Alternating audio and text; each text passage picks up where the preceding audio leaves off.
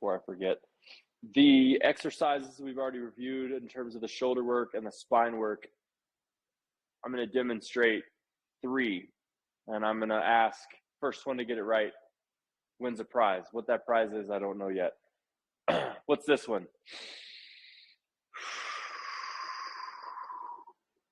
Go. Standing decompression. Perfect. What else is it? Call it a couple different things. It's also the rib cage expansion work. Expansion. Okay. So the rib cage expansion is just a piece of the puzzle of the standing decompression. The standing decompression is a closing of the hips and an opening of the shoulders.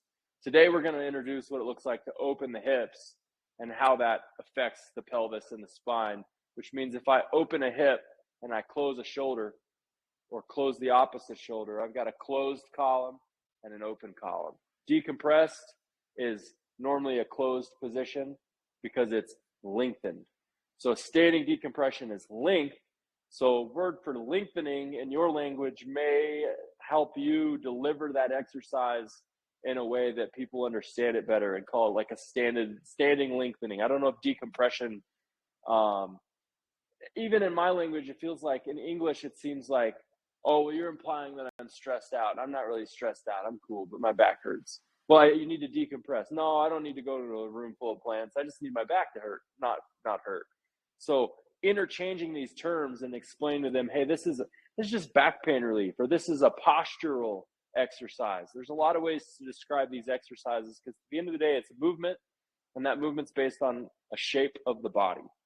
That's what I really want to get across to all of you. And over time, you're going to be able, by the end of this, you're going to be able to explore and make up exercises, essentially. Everything that I'm delivering you is the simple, most effective way that I've found that I can deliver it. And all these exercises are going to be a part of a flow that creates from a crawl up to a stand, to a walk, to a run. And everything I'm teaching in this course relates to that. When it comes to an exercise, exercises don't always relate to that form of the body, some of which are actually opposite on occasion to what the body's designed to do. So you just have to be knowledgeable of, hey, if I'm going to do something that is going to repetitively stress my body, then I've got to be able to wash away those effects. And what's really going to get you really good at this is understanding, well, this movement, I'll take the deadlift, for example. I throw it under the bus often, but the deadlift is a reverse move, which means before and after you do those types of exercises, if they're part of your programming, you need to be decompressing, creating these long standing decompressions in order to mitigate the effects of that lift or of that clean and jerk where there's a land, bam, there's a compressive force right there. Sure, it can build strength in the muscles when used appropriately, but what we'll find today is the effect on the pelvis and what happens to most people when they do a head in the center movement with their feet out. There's a compression and it's going to slide either one way or the other. That spine and that head will never truly be flat in the middle except for the decompression work that we're doing. So the supine decompression, the standing decompression is the same shape and it's the same exercise. What is the difference between the supine and the standing? Gravity. What about gravity? When you are in the supine position, gravity is pulling down on when you inhale and expand your ribs. You have the gravity pulling down on that location, and if you are standing, then gravity is pulling down on a different location. So how your spine is decompressed because of gravity. So what would be more difficult for someone that is really compressed and actively having pain? The standing decompression or the supine decompression? Standing. Which one would be? Standing would be more difficult for them. However, what would be easier for them to do on a daily basis? Standing. Standing. Yeah. So it's like sitting. Sitting is my favorite one to integrate to people because it's like, hey, if you're sitting down, you have no excuses to not hit one of these. If you're walking and you're on the way to the airport and you're late, you're not going to get that person to go, oh, shoot, I need to stop and do a couple exercises. But once they're at their seat in the airport, they might be able to go, hey, you know what? I can do one of those. So integrating it in the seating position, the cues for the standing decompression and the cues for the supine decompression are the same for the most part as the standing and the sitting. So it's the same exercise in 3 different positions. But it's just a decompression. What's the 4th position? There's a couple more, but what's a 4th position that we can decompress in? Kneeling. Kneeling. And what's a 5th? Prone. Prone. Good. Yeah. Prone is the most difficult, I think. I think it's the most beneficial for a lot of people. I had a question this morning in a text Supine message prone. about a neck. Somebody had an x-ray of their neck and their head is forward and it's also shifted off to the side. So they've got this position, which is why the prone work is going to force them to get their noggin, their face away from the ground, which is going to force these tissues to do their job. Now, if I try to teach them that standing, a lot of people will just drive their hips forward and they take that compression that's here and they just send it down the chain and now it sits down there. So people with pains and compressions, they'll move around a lot of time, that compressive force, and then you'll find people with a habit of just holding it in one shape. So when you see hands, shoulders, maybe you see I'll show you this in the assessment. If I see a gap here and no gap here, then I know that that person is actively likely like turning this direction, which means their pressure is likely trying to get out of that left side for whatever reason. Maybe it's previously injured, or maybe this right one's hurting. They're like, hey, my right side hurts all the time. What do I need to do? It's gonna be in the opposite side.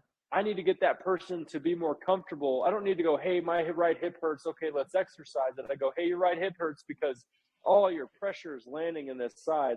So what am I going to do to teach them to get over to the other side? Am I going to do standing decompression first? And then what's next?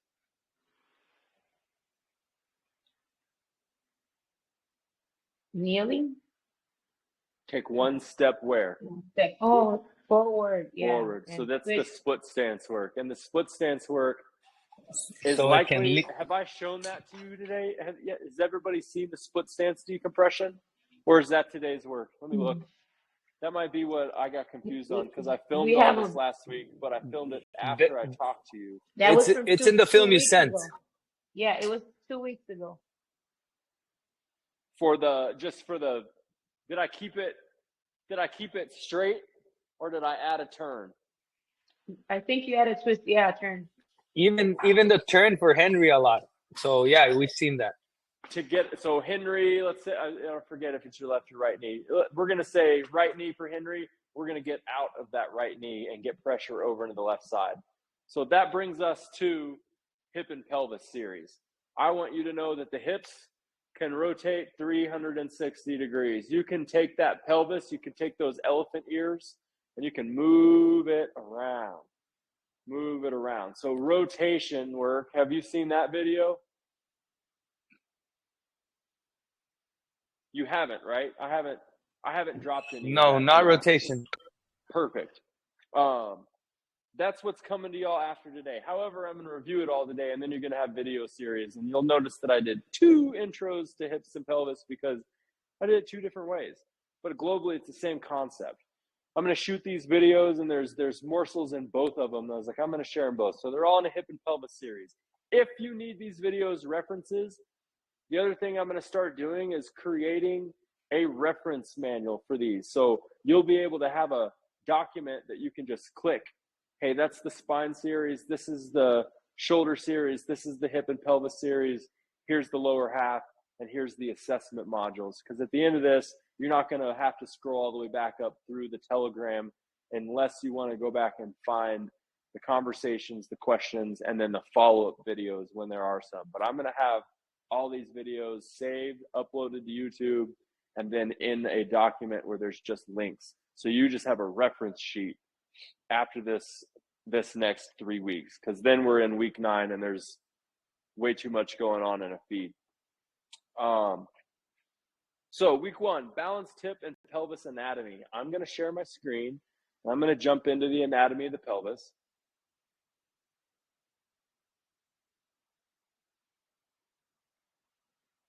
Everybody see my screen? Mr. Skeleman, Straightfoot Steve, Bounce Bob. Yes, you need to tap on Yeah. your. Yeah. On your name. Yeah. I need to tap on something. No, we need to tap whenever you show your screen on your name. And it Okay. opens it up. Yep. All right. Hips. Okay. Sacrum. Sacrum is the base of the spine. Below the sacrum is the coccyx. That's your tail. Long time ago, we might have had more than that, but now we're just a little short-tailed guy or gal. But that sacrum is one big piece. You can see where it was likely or in the future will become more vertebrae, has a similar structure. It just doesn't have those hinge joints like the lumbar does. It's one solid piece. That solid piece often gets pushed on because we sit on it.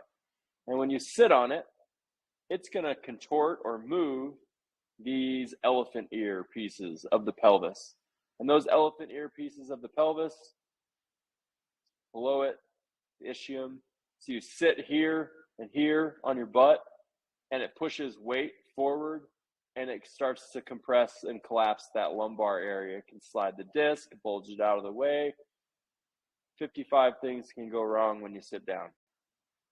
Hey, Cody, Yep, did you want to be recording this? I believe I am. Okay. I will double check. I believe I am.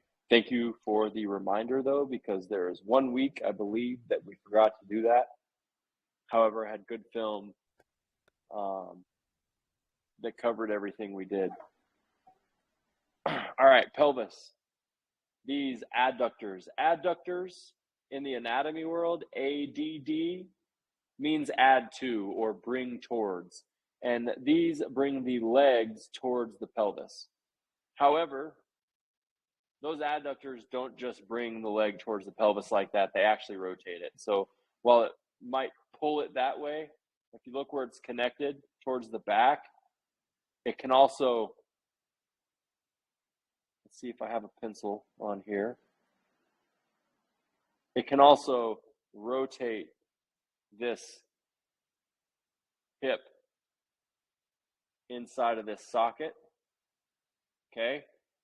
And that is what I call opening the hips, which is where a lot of people that teach the adductors, they would say that that closes the hip. But if you really look, it pulls this towards it, which is going to open this to the outside, which opens the hip.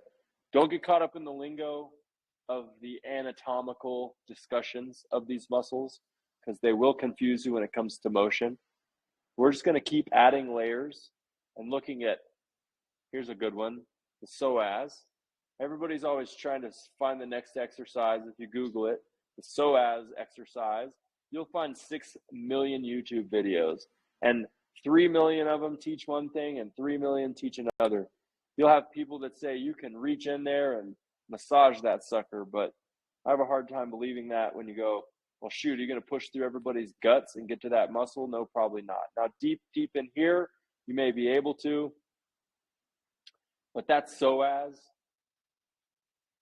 is a power muscle. That is a stabilizer. It stabilizes that spine and it stabilizes that hip. And it can get quite angry because of where it's in between these muscles. So iliacus, a lot of people get that one confused with the psoas, I think, when they're like, oh, it's my psoas. I've got pain in my psoas. You've just got compression in this area, and it's likely because this pelvis is getting pushed forward from people sitting on their what? Tailbone. So when you push on the sacrum, it pushes that ilium. So when I give those cues for the decompression to put your thumb on the base of the rib cage and your pinky on top of the hip bone, that's why I do that in that area, because this diaphragm is going to open things up. Now look at this. JP's not allowed to answer because I did this with him on the phone, but what do you notice about this diaphragm? There's not what? Aligned? Yep. there's not symmetry at the base of this. It's one of the only things in the whole body that doesn't have a symmetrical left and right. And the reason for that, that guy, That posture.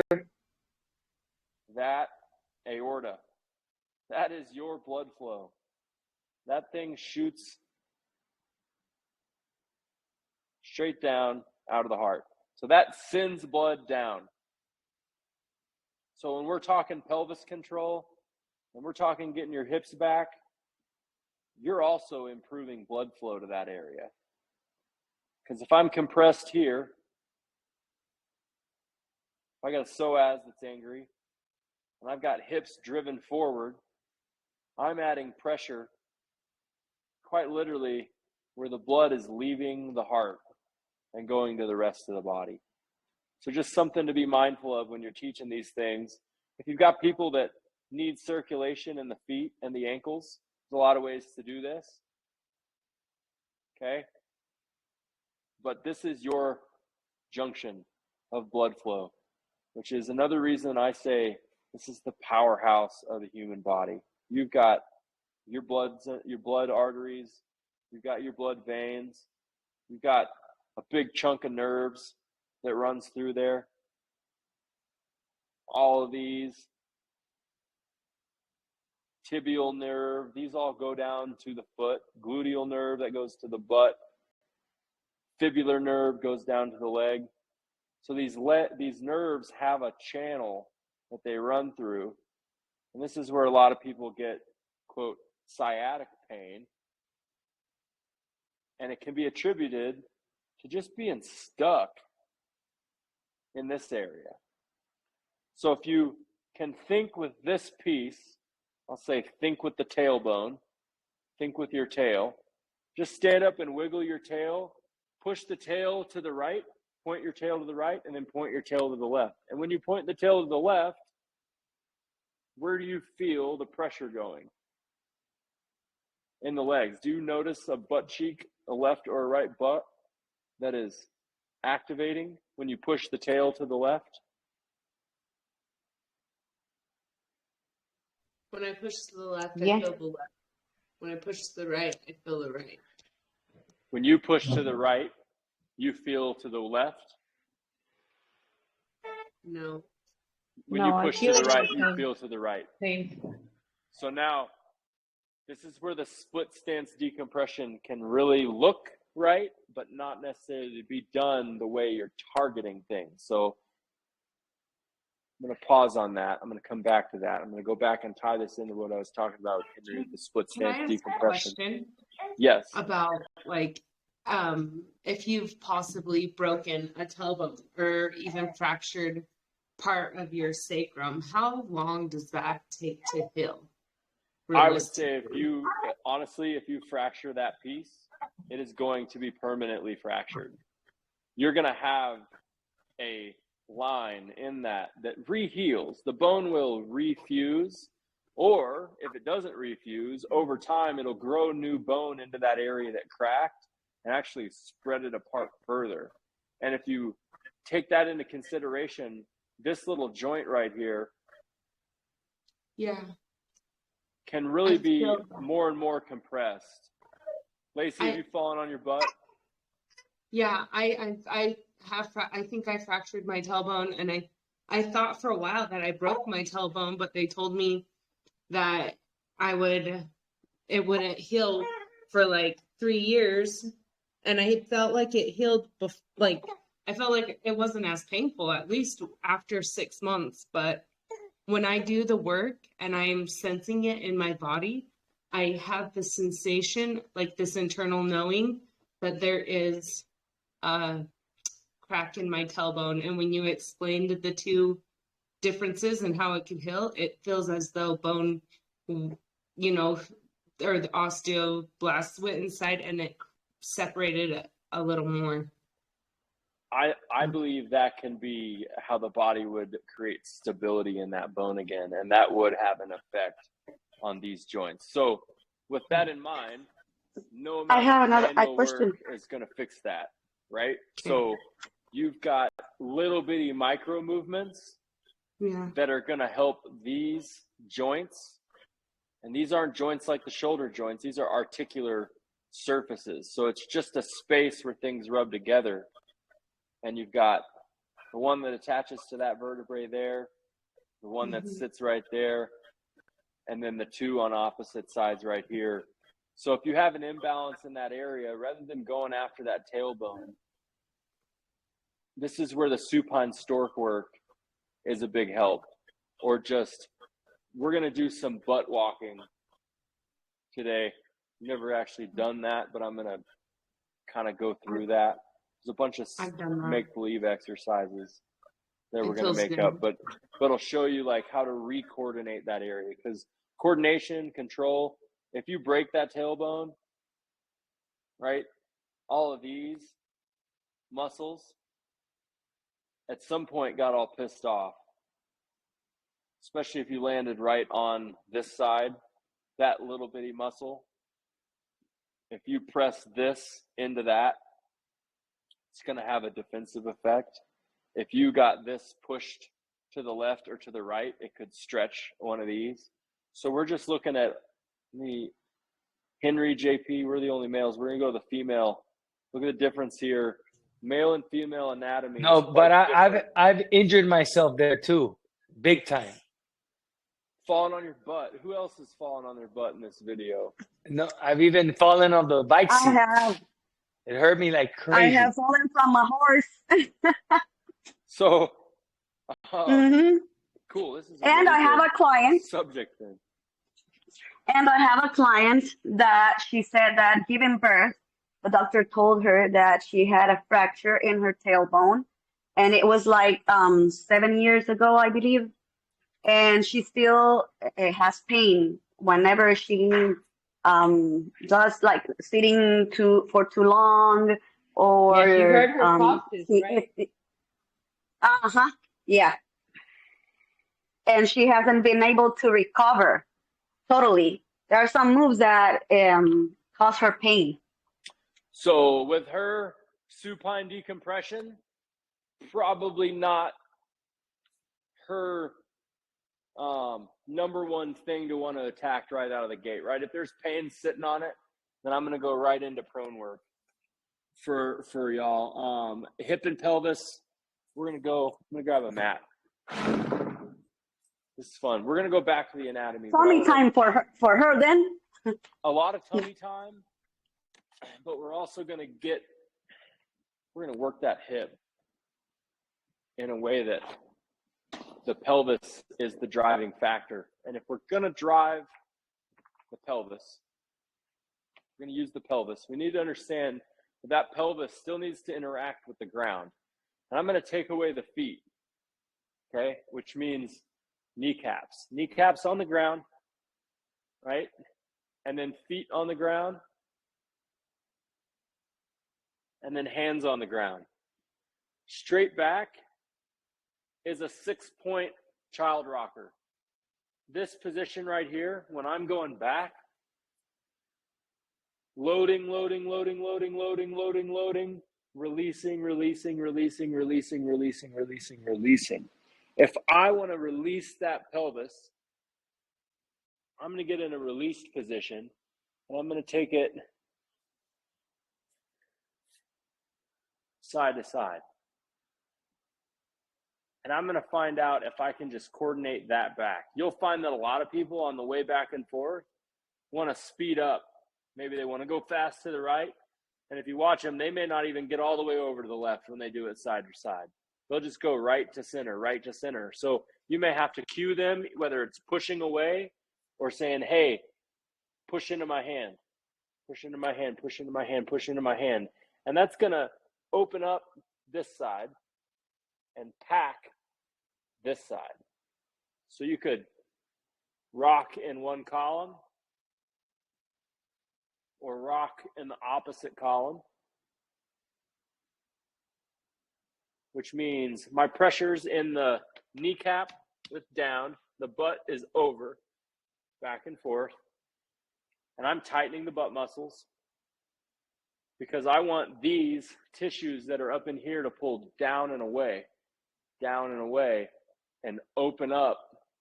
So you're thinking like quite literally opening up your tailbone. Or the other way would be in hands down to the ground, whether you elevate the surface or not, and point the butt up and back and go side to side. So up, back, side to side. Those are pelvis oriented exercises because I'm moving the hips side to side, and that's rotating around the hip socket, so it's pelvis centered. Versus a hip exercise is I'm going to move that hip inside of the pelvis. So you can move the hip inside of the pelvis, or you can move the pelvis on top of the hip. And it's going to affect the same joints. If I want pressure to move away, then I want to do open chain work. If I want to load it and strengthen it, I want to re-establish contact with the ground and load it. Turn the pelvis towards the side I want to load and take it back by lengthening the spine forward, and you're going to feel all the pressure in that hip. Side view, we're going to turn the pelvis, we're going to lean forward, and then we're going to load it and turn it just a little bit more. And that's going to, if you look at the socket, the pelvis is going to rotate around that hip socket, and my foot is just staying engaged with the ground. To eliminate the foot, we're going to go kneecap, and same thing. We're going to turn the pelvis and load into the hip. Side view, we're going to turn the pelvis, we're going to load into the hip. Everybody take a couple minutes to kind of play in those positions and see if you feel dumb. Because that hip and pelvis in our modern lives just kind of sits there. You'll hear people talk about anterior and posterior pelvic tilt. And just it's relation to what they've been doing all day. You got somebody that's doing a lot of standing work, you're probably going to find them here. You got somebody that's sitting a lot, you're going to find them here. Why? Because it's static. This is how we compress everything back in here for stability, because, well, we're lazy. We don't want to use the muscles. So we just stick it right here, and then you get people with flat butts. Like, I need to get I want to build an ass. Well, show me your ass, right? Like, it's not going to get built unless you engage it. And that's where a lot of people will go into, here's a great one. Who's done this exercise to build their glutes? Hip thrust. I know. Right? Oh, the sumo. The sumo squat. Man, what's it build? Right here. Okay. What does it also build? That right there. So it's like fighting the same. You're not getting anywhere with that exercise. But if you, hey, I'm going to just do one at a time. I'm going to completely open to this side, and then I'm going to sit in it. You're going to get a lot more out of that because you're turning the pelvis towards the direction you want to build, and you're going to load it. So when you're targeting a side, whether that's related from a rehabilitative state, like if we see an assessment and I see somebody here, and I notice that this foot pointing this way and this foot's pointing that way, I'm going to watch how they squat, and I'm going to see if they dump into this side. I'm going to go, okay, well, the right side's not really your problem. The left side is what I need to re-ingrain. So we're going to straighten the left foot, and we're going to see if we can turn the pelvis over there, turn the chest that way. I'm going to give you a weight.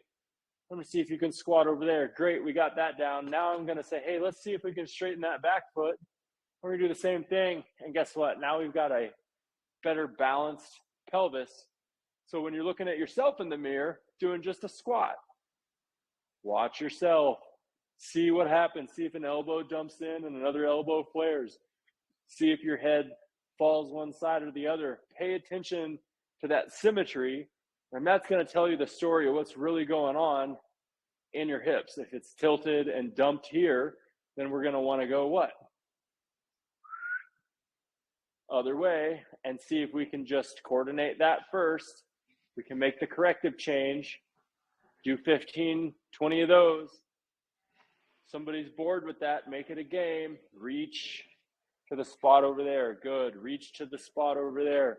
Good. So you integrate what we know about the shoulder and the spine, and we just focus on the pelvis control, and we give them a good base of support. That base of support here is 2 feet, 2 pivot points.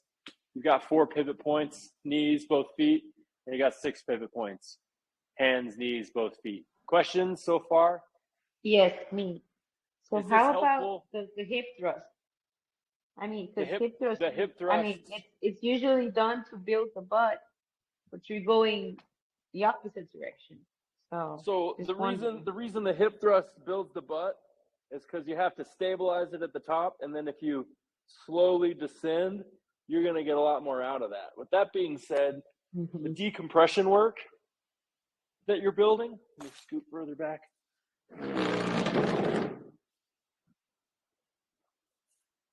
The decompression work,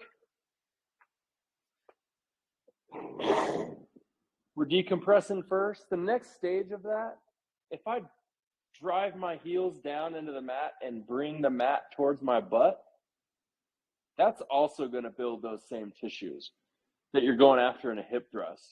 So you're just holding it. And then if you want to lift it up off the ground a little bit, yeah, you're going to get hamstrings. You're going to get static work. It's not a bad exercise. It's the fact that hip thrust, when programmed with more hip thrusting, and more hip thrusting ends with the person that gets stuck in this position, which is going to compress that lumbar thoracic spine in that area because of where they thrust to and where they compensate. Because naturally, this position, they're going to get tired. It doesn't really happen in nature unless it's right here. We're going to get up and over. If I'm going to turn and do work like that and finish with my butt up and off the ground, that is how I would program a hip thrust, is make it part of a lateral roll where you know you're getting them up and over and then trying to keep those hips up. So it's, for example, jiu-jitsu would be a upa. We use it for getting, You guys, like the whole time that's what you're doing. You're like walking backwards on your shoulders and just trying to pull somebody. So you're going to be in these, you see that, and you go to a jiu-jitsu gym and you see this. And if you do a pull after everybody's done rolling, who hurts? I mean, the really good guys are going to go, whoop, I'm not raising my hand on that. I know better than to say anything. But at a certain point, they're like, all right, I hurt. But don't tell him. Because it's embarrassing to admit that you're hurt, right? It's like, if anything, it puts your mind in a state of, oh, I'm hurt, well, I can't compete. And I don't want you to, I'm not saying that you need to go around and tell everybody you're hurt. But admit to yourself, hey, my body's sending me a signal. What is that signal? What am I really dominantly doing all the time? And what's it going to create? Now, if I walk around like this all day long, you know where I'm going to eventually have problems?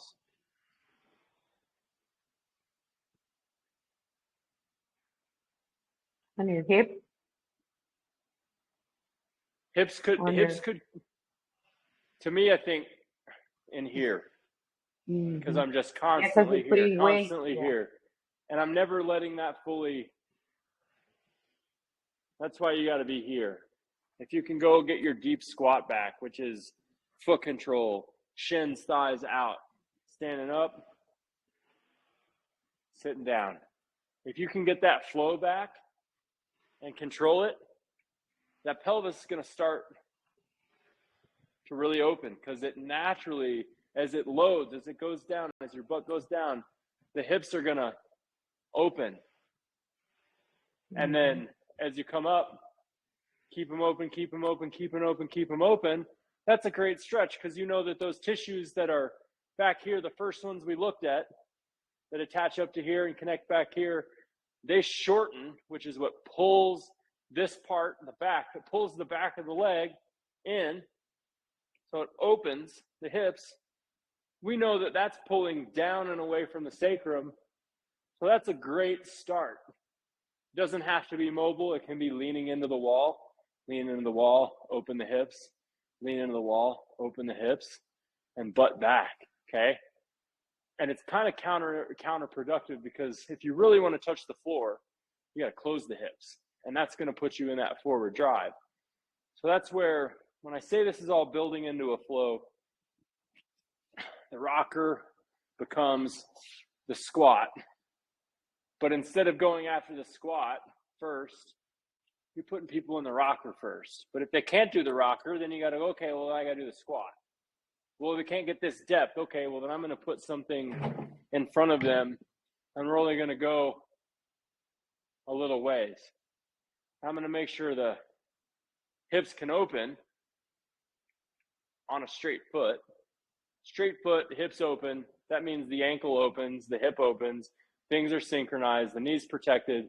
And if I can load the pelvis, then I'm in a position that's bouncy, which is where a lot of people don't ever get because they just go bang. And then everything atrophies there. So when they stand up, they're in this shape. Ugh. My toes are out. I'm a ½ inch shorter every day until I go, hey, I can't get any shorter. My back hurts, my pelvis hurts. I've got this sciatic pain that shoots down my leg. Well, guess what? Where does that nerve shoot out of?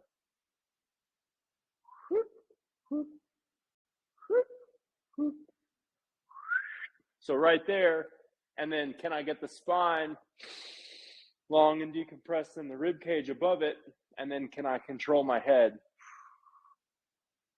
And you're going to get less pressure in that zone for that person versus a lot of docs will just go, hey, well, we got to work that hip. Let's see you do resistance band exercises. Let's see you tie bands around your ankles and walk sideways. And they call it a hip exercise, but in reality, if that band, there's a lot of information. We'll review this more in the future, but that band, a lot of people put it around their thighs, okay? They think, well, I'm working the hips. Well, guess what? If it's below the knee, now it's torquing the knee, but it's actually working the hip more. So you got to get below the ankle to the where that band is actually around the front of the right across here. And now when you take that foot out, that's actually going to target the tissues that run the length of that hip and actually appropriately get that hip to engage. But you don't really need a band because most people can't even load into one leg without collapsing into the structure for stability. So you got to get them their columns and their ability to move their pelvis before we ever go, hey, I'm going to target the hip. We're going to get glutes today. Well, shoot, this person's locked up. They can't do the wiggly woo. Who can do the wiggly woo? Set a timer for 60 seconds for your old folks and do the wiggly woo for 60 seconds. They'll laugh, but it's fun, and it's also going to rejuvenate those tissues that are deep in that pelvis area that have to be engaged for the rest of this system to integrate into the upper body. Otherwise, the upper body goes this way, the lower half goes that way, and what do you get? Slipped discs, torn knees. Knee tear is from my foot going that way and my shin and thigh going that way. Boom. It's going to blow up the ankle and blow up the knee. Knee to the inside, knee to the inside. Bad foot, bad ankle. Hip is compressed. All of that structure you'll see in an assessment. You'll see people's big toe jumping over their second toe. Can't even do it. There. You'll see that shape in somebody's foot. That tells you they walk around like this. Basketball players especially, they got their feet tightened in a shoe. Tennis, probably the same thing, right? You're cheating this pivot point at the foot level because you're not able to open and close the hip with the hip back. I worked with a baseball player this morning. He has trouble swinging the bat because he jumps out on his front foot and then the ball's on him and he's trying to swing like this. He's got no drive, no pressure from this backside that should be driving. It's all upper body, and then he's out of balance. So everything we did today was, can you get your hip back? Okay. Now, can you unweight one side? And that's very difficult for people to do. They get all, whoo, I'm out of balance. I'm like, well, if you're out of balance here, then you know that at speed, if I pick that bat up and I'm out of balance, well, then I'm not going to be able to hit a ball, especially if that ball's humming. So tennis, JP, how many times have you known, man, I was on that. The timing was right. I was right there, and I either whiffed it or you hit it off the edge of the racket and the ball goes haywire. And you're like, what happened there? It's not your eyes. It's not, a lot of times, it's not your hand either. It's this pelvis that just goes, whoop, I'm going to go this way a little early. And it puts you in a position where when you swing, I was on it, but it fails. So the hip, rotary component, hip circles. So you got closed chain hip circles, and then you got open chain hip circles. Now, this exercise, not to be done standing. You have to have support. You've got to have either front support. So I'm going to close the hip, open the hip, close the hip, open the hip, close the hip, open the hip. Front view. I'm going to close, open, close, open. So if my right one's open, my left one needs to close. They've got to synchronize. Boom, boom, boom, boom. Simple. There will be things that the hips do something different. It's not 100% right all the time. Balanced hip and pelvis. Does that make sense? Kind of where I'm going with this. There's a lot. I think this session has been amazing. My brain is exploding. I feel, let me, I want to interrupt, but not the flow of what you're saying, but I want to say something to the team. Sometimes we feel like we are not, we've learned to believe many things, and we learn to love exercising and many things that sometimes we feel bad of saying, this movement is not healthy for me because it does so many good things to my life, and it's done so many good things to my life. That's why our vision is to create the space for you to connect people, products, and services to facilitate our journey of well-being, and for us to be able to learn how the body moves and understand that there's a certain way this body has a purpose to move through space, and it's able to do anything you are willing it to take it to do, and it's gonna learn to do anything you want it to learn and do, and that's amazing. And exercising is what we do because we don't have to hunt or walk or gather as a community. So now we need time to create stimulus in our body, and we want to look a certain way. So we want to build muscle. Also, it helps for longevity. So it's another excuse why to do it. And it gives us a lot of supplements, like we're in a community and we're working out together and it feels great. And sometimes you feel like I feel guilty seeing someone deadlift when maybe I see pain. When someone is doing a deadlift, all I feel is pain in my body because I know how it makes me feel. But I had to learn proper technique. Yes, like in tennis, I'm gonna get hurt playing tennis if I'm not moving right, if I'm not online, if my hip is not bowing or so.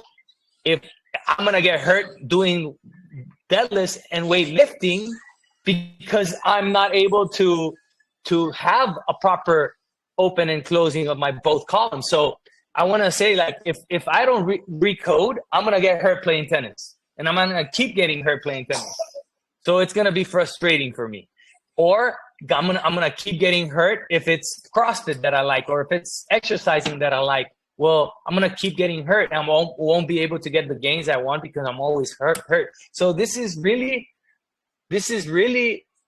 like what I see. What Cody is showing us is really like the blueprint of like a reboot, like when you want to reset your phone, you know, and let's understand why we're getting hurt and what are the things that we're creating in our daily habits that cause us to have a certain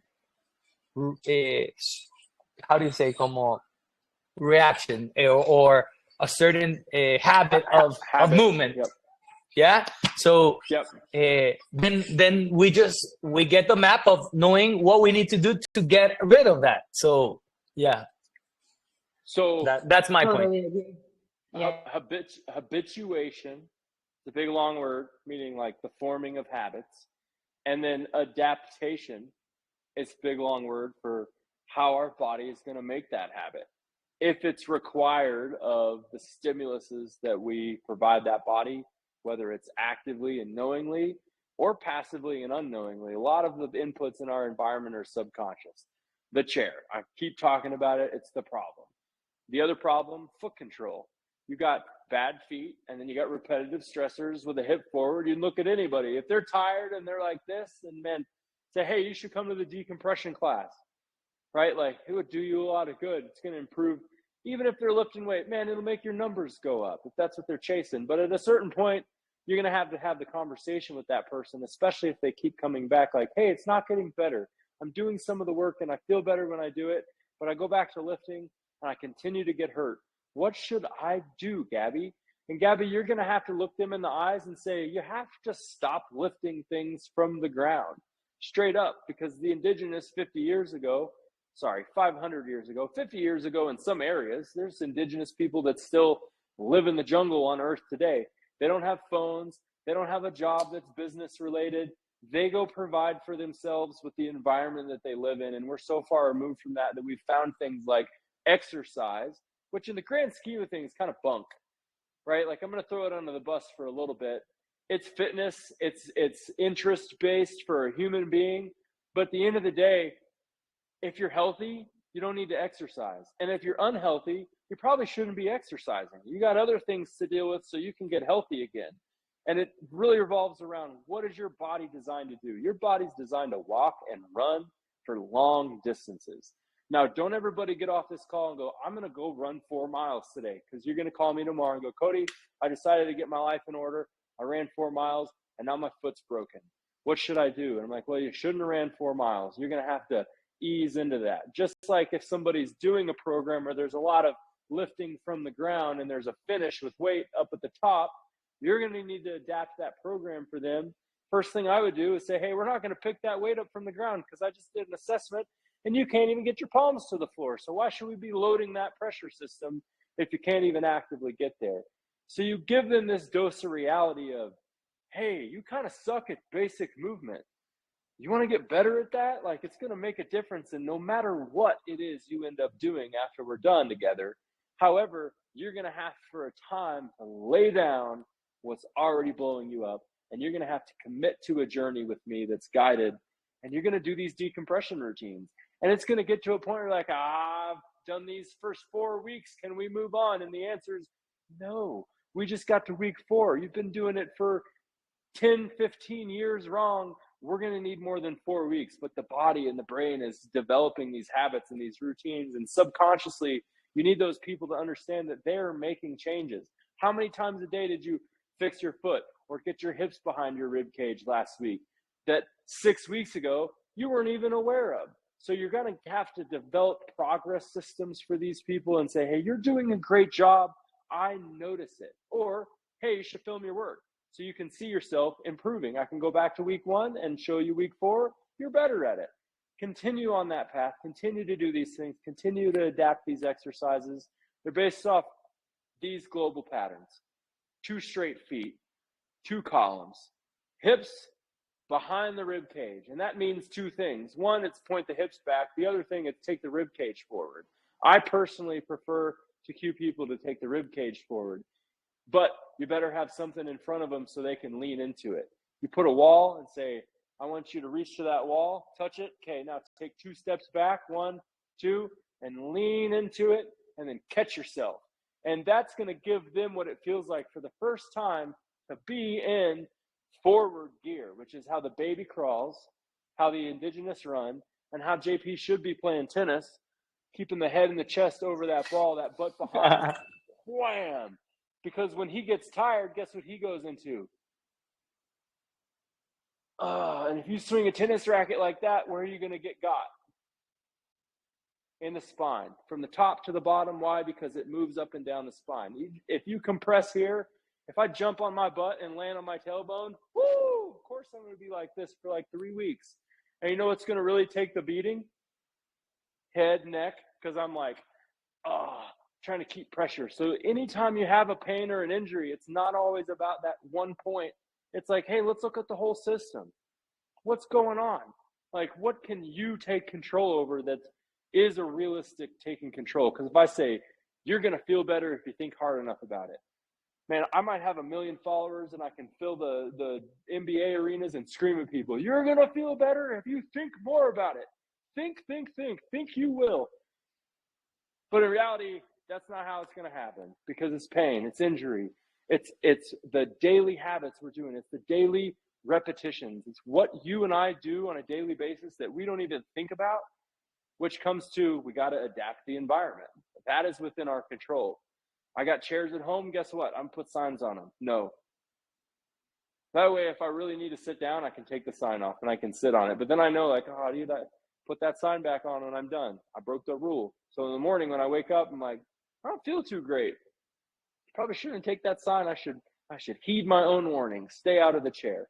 Did I go for a walk today? Simple walk, straight foot walk, and then keep with the head and the chest from column to column, column to column.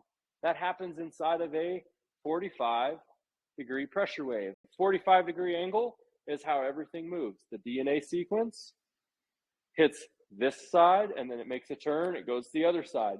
If you watch a caterpillar, watch a snake, watch a bear, watch a lion, watch a human, what do we all do? We swim inside of that 45-degree pressure wave. So your pelvis, being the powerhouse, is going to take things that direction. The head and the chest have to synchronize with it, and then we have to be able to land and leave off of the foot while our butt stays behind the rib cage. Our eyes stay up on the horizon so we can see our prey, see what is coming to get us or what we're going to get, whether we're in the fight or the flight mode. We're always going to be in these behaviors as a human being naturally. So if you can get people back to those positions, you start to alleviate a lot of pain, a lot of injury. When it comes to falling on your tailbone, that's compression. That is force, right? That's not just repetitive stress. That's one bang. And those are the things that you really have to rehabilitate over time. And like Lacey's question, if you have a fracture in that sacrum, you're never going to not have that history of a fracture. And that can create some limitations in the long run for you. That doesn't mean that you should stop trying to re-ingrain these behaviors, because at the end of the day, how can I get pressure up and away from the pelvis? I need to have better foot control, better upper body control, see if I can work that upper spine, see if I can get in the pool, because the pool is going to be buoyancy. It's going to unweight the system, right? We haven't done this yet, but aquatics is the best possible thing you can do for a human body. Why?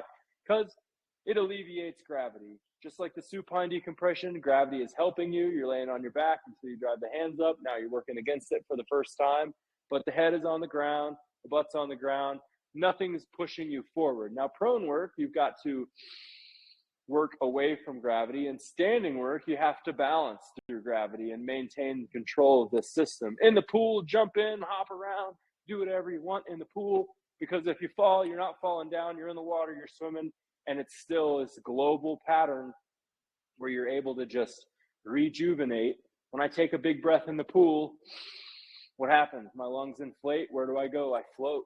So I'm taking pressure up and away. If I've got hip, sciatic pain, if I've got tailbone pain, sacral pain, I need to get in the pool and just wiggle, wiggle, wiggle, wiggle, wiggle, wiggle, wiggle. Now I'm going to wiggle and walk, wiggle and walk, wiggle and walk, wiggle and walk. You'll feel the natural ability when that pelvis turns, one of these feet wants to come up off the ground. And whatever, if you pick the wrong one, you're going to know, because you're going to lose your balance. And it's going to put you right back into whatever the one you weren't supposed to pick up. The head should follow that front foot. That head, the chest follows the front foot. That's where the pelvis is the powerhouse of the human body. Now, split stance, okay? Split stance decompression. Check this out. What if I turn the pelvis this way? Turn the pelvis this way. Where's the head, the pressure go? Back here, okay? Side view. If I'm in the standing split stance decompression and I take this ball of energy, take it right back to this right hip, and I'm going to put all the pressure where? Here. So I should be able to pick that side up. Drive it forward. Boom. And which side should I be able to pick up? Right there.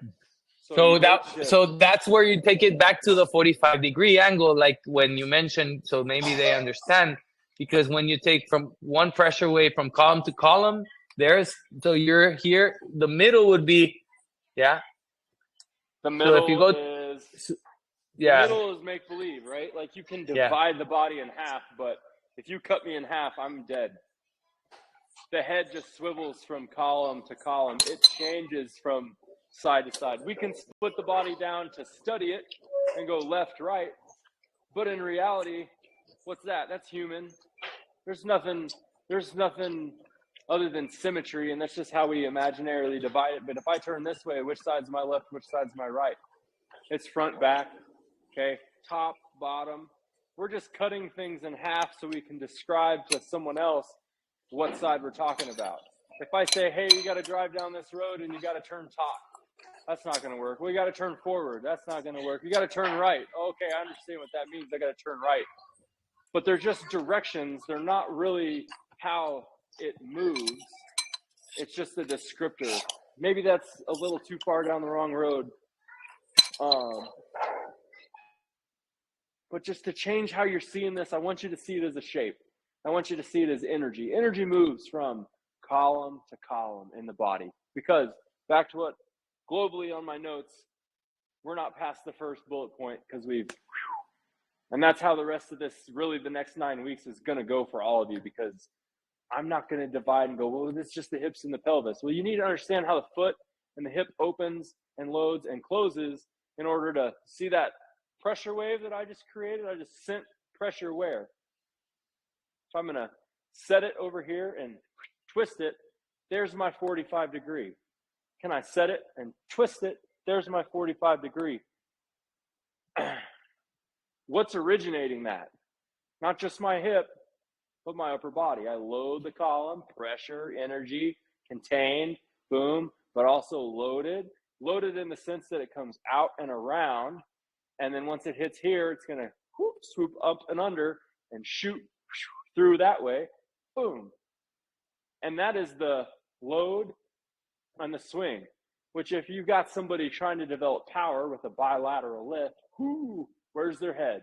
In the center of the body. Where are they taking pressure? Fucking nowhere. They're static. They're getting real good at standing in their heels, real good at leaning back.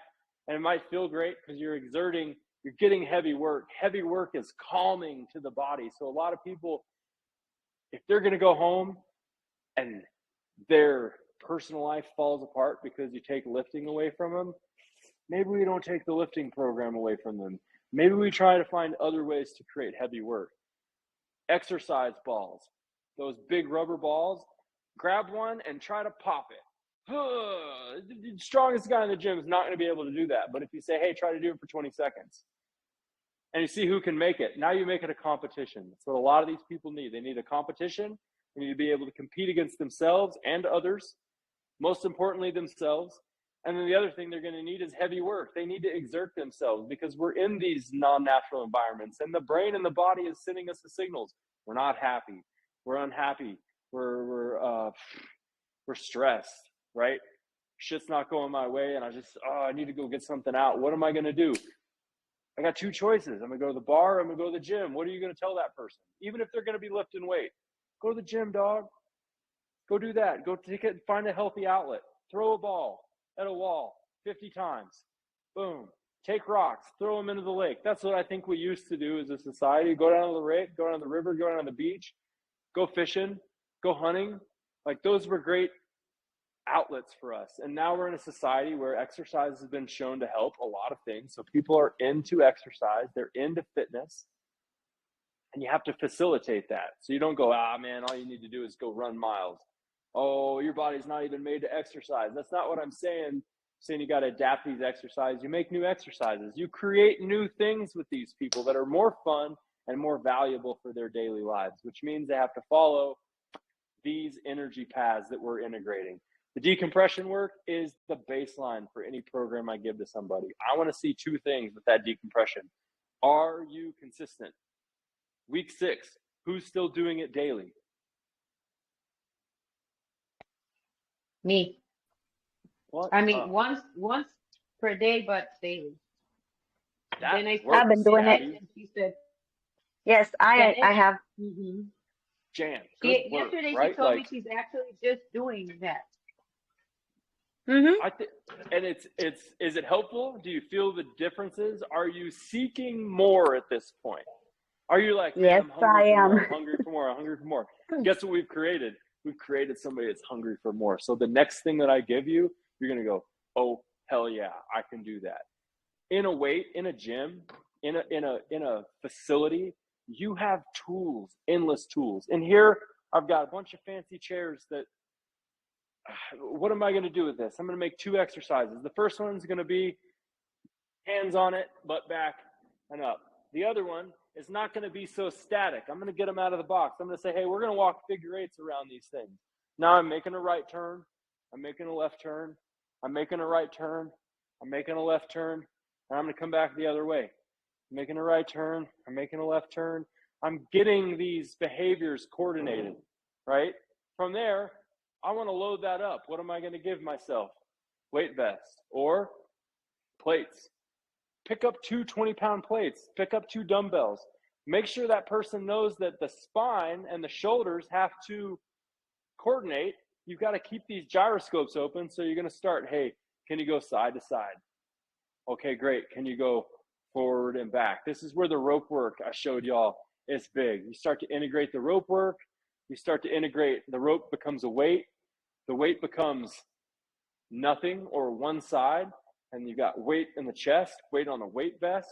You've got bars. If you've got a dumbbell, sorry, not a dumbbell. If you've got a barbell, get that thing out of the rack, get it off the ground, put weight on one side, a plate, and I'll film some of this for y'all, but it's slide that thing, post, that pole goes into a corner of a room. You got the plate on the top. You got that bar. You got the bar in your hand. And you're just going to go, wow, you're going to push it up. How am I pushing it up? My pelvis stays behind the rib cage. I've got this thing right here. I'm going to drive it forward. On the way down, I'm going to slowly control it. And my pelvis has to turn. I'm going to sit back in what hip? Back hip. So my right hip, left hip, right hip. I'm sitting in my right hip.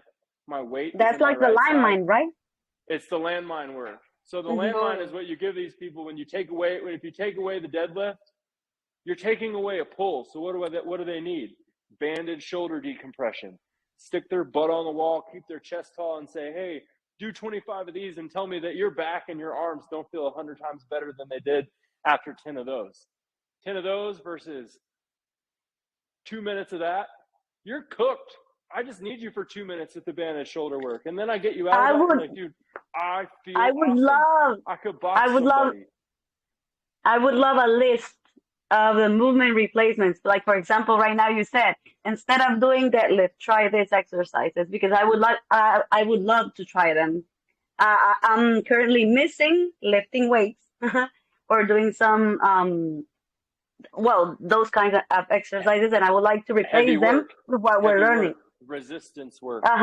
Yeah. Okay, How to so replace a back squat, a front squat, a deadlift, a press, stuff like that. I'm absolutely loving today's class. this is movement mastery 2.0. Boom. Everybody check their chat.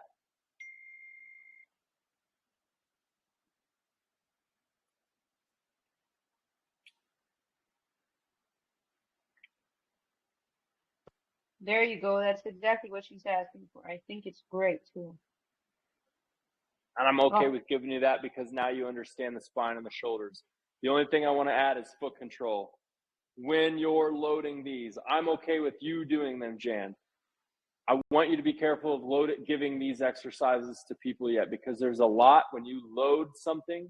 So imagine this pyramid, okay? At the bottom, the foundation of that pyramid is static, not moving work. Can you show me that you can understand what 2 straight feet in the columns looks like? Can you show me how to open the shoulders?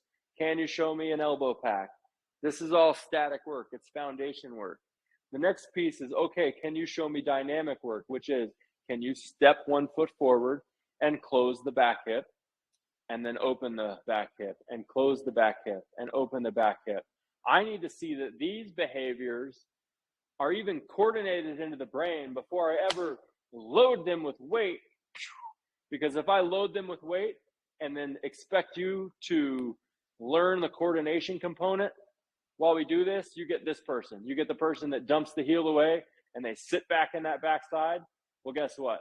When they go to drive it forward, they're going to spin that hip out. And what are you creating? Back pain and an adductor strain. Because you never started with pelvis turn. Can they hold it? This is where wall work, butt on the wall. Have we done some of that yet? Yeah. You sent a video. That wall work, foundational, static, right? Now, if I want to make it dynamic, I'm going to pick 1 foot up and trace up. My butt's still on that wall. I'm going to trace up and down.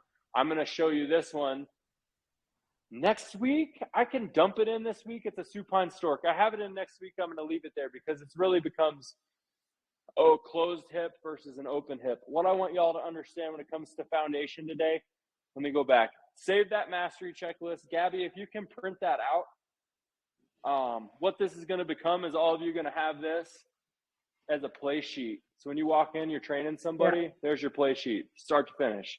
And if they don't make it all the way, then you know right where they are. You can laminate it and do a dry erase marker, and you're like, well, this is as far as I want them to go because they fail right here. So we're just going to work that for the next 2 weeks, and then we're going to give them the next piece of the puzzle, which is what the color coordination of all that means. And we'll get to that, but I'm going to give all of you that because you do need it. And you're going to be able to explore it. You're going to have questions that are going to help me make that better for you. I have another question. What's that? If we type exactly like, for example, if I get one of those movements and I copy paste it on YouTube or on Google, I can see the video of the movement. Remember what I told you before is that sometimes we don't recognize the movement names. Okay, so if we type it like that, we're gonna find the exact movements. Not always, because that's not how I actually teach it. I don't teach it as an exercise at a time. I will have that done in the future when I break all that like film down and go, okay, here's the name, here's the link, here's the exercise, here's 5 reps of that exercise.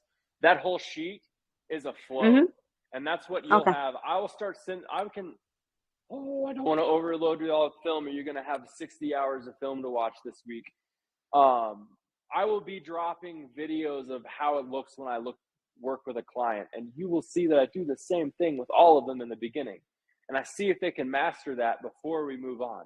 Because if they don't master those basics with me, I don't give them any of the bottom part of the work, which you'll see is power training or skill training. Skill training is, can you walk? Good. Okay, can you jog? Good. Can you skip? Skip. Good. Okay, can you gallop? Right? Those are all different skills that I want to see if people can get together before I get into the power training. I want to see if they can coordinate the human body, because a lot of them are going to have trouble right here. Hardest exercise, and this is for this week. You've got a 4-point rocker, okay? Now you've got a 3-point position.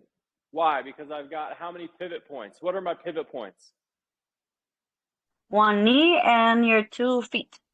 Very good. So I'm going to load the pelvis and then unload it. Load the pelvis and then unload it. Load the pelvis and then unload it, because I'm preparing you for this work. And what you'll find is most people have a problem with even getting the pelvis to turn, what are they going to do? Whoa, I'm out of balance, or whoa, I'm out of balance, which means that's the perfect level for them to be in at that point. When you see people having reaction responses and going, whoa, this is hard for me to control, that's the moment you need to go, that is the shit that you need to be doing. When you induce that reaction response, the best possible thing you could do for your body, because you're getting the brain to realize, oh, I don't have control over there. And the brain's real good at going, well, I got to get control. Who's ever been in a situation where they don't have control? Is it comfortable? No. So the brain naturally is like, I got to regain control in these uncontrollable situations. But you're putting them in a position where you have first 6 pivot points. It's the easiest for balance, forward and back. Can you go head in the center, forward and back? You'll have people cramp up in the feet. You'll have people that can't tolerate this. They can't even get their butt back between their heels. That's goal number 1 for me, because I've got to get the body back where it can rest. If the body can't rest, then I don't need to be working it anymore. I've got to get it to relax. I got to get that longevity back. How do I get this position back? The decompression work, if you sit somebody in this shape and they can't get to it, and you go supine decompression, supine stork, reach across, under, working the ankle, actively lengthening the hamstring. These are all this week's exercises. Sorry, this week, these next 3 weeks. Boom, boom. All the supine work on the ground, we're adding to it, adding to it. From there, what do I need to do? I got to roll over on my tummy. Who's got kids? They roll over. Oh, sometimes they have struggle with it. So if you got somebody that wants to go from supine and you see them do this, okay, I got to get on my belly. Say, go back to your back. Okay, roll over, roll to the left. All right, I'm rolling to the left. Good. All right, roll back. Okay, now roll to the right. Oh, roll to the right. This is great for your old folks. Great for your young folks too. But if I fail at this, if I lose my balance right here, I don't have a whole long way to fall. I'm already on the ground, so it's safe. You're not going to hurt nobody. But you're building what? Trunk control, pelvis control. You're getting people. Talk about tailbone hurting. Bring one leg up. Open that pelvis. Look back. It's the same thing as the look back. It's just I'm on the ground. From there, whew, boom, boom. Can I see the back heel? Yeah, buddy, sure can. Good. Now I'm good to get on prone. And once I'm in prone, now I can work against gravity. I can work on my reaches. I can get that spine to undulate and get one side to open, the other side to pack. I can pack one side, open the other side. From there, can I push up? A lot of people go like that. I don't want that. I want prone, hands, butt up, butt back. That full rocker is what's going to unlock a lot of people. Wherever their compression is, they're going to get honest with themselves and they go, oh, I can't even get up from here. Cool. Well, keep trying, Chris. Keep trying, Tyler. Get your butt up. Point your butt to the sky. Maybe you help them. Maybe you put their hands on their hips and you pull their hips up and pull their hips back, but slow them down. When they start to go too fast, go slower. You see those wobbles? Ooh. Ooh. Ooh. Those are the neuromuscular patterns when they reprogram. Once you're back, rock forward and back. Slow rockers, okay? Your rockers can be done in three positions. I'm going to turn and face you guys in a second and show you those 3 positions. But the rocker then becomes, I got 6 pivot points. I'm going to remain in 6 pivot points. I'm going to walk those hands back a little bit. I want to see if I can walk them all the way back and get back to this position. And you'll notice that most people can then comfortably sit in that position after you take them through that supine and prone decompression, because you've lengthened the muscles that require length to even get to this position. Because if they're short, you get stuck. Oh, I can't. What do you do if somebody's stuck? What can you give them? A pillow, a prop. Yep. Or kicking the ass. Hey, but yes, a pillow. Something to sit on so they can have success in a resting pattern. Oh, I can sit here. Because at this point, Their legs are on fire, their hips are on fire, their ankles are on fire. They're like, man, this sucks. Okay, I'm going to give you your hands back. Now we're going to take one stride forward. I'm going to go right foot forward first. Okay, now where's my head and chest in the right column? And what can I do? Work that hand up, and I'm going to drop that left a little further back. And now I'm deeper into this hip. Okay, and I'm just going to rock forward and back in that right side. So in this shape, you see how the pelvis has turned, and this is completely unwound at this point, completely open, completely open. But the front of the hip, if you look at it, this is where terminology gets confusing. My hip is also closed. This is where when somebody's talking with me about internal and external rotation, is this external rotation? Yes. Is it still externally rotated? Yes. But what did I do with the pelvis? I closed that hip. Even though it's open, I still closed it, but I've closed this hip. Or if I leave this hip open and I leave it behind, strain. So I need to synchronize things. Whew, and there's your reaction response. When you start going into those shapes, your body goes, wow, tight, controlled. Who's seen a tornado? Anybody? Tornadoes in Honduras? Probably, right? Like y'all are Earth. We send them up. Mini tornadoes. Small ones. So the small ones, Mini. the small ones are normally disorganized. They have a wider, slower spin. The big ones get really, really, really, really, really tight, really powerful, and then they grow because this core creates that nice eye like a hurricane. And then that eye, what happens? Now the eye gets bigger, but that turn on the inside is still a very tight turn relative to the size. As soon as there's a wobble in that center, that storm's going to break apart. Y'all have enough mountains that breaks those up because it needs constant flat. It needs flat area so those winds can keep turning and maintain that speed. When they run into a mountain, it breaks that wind up so they can't maintain their form.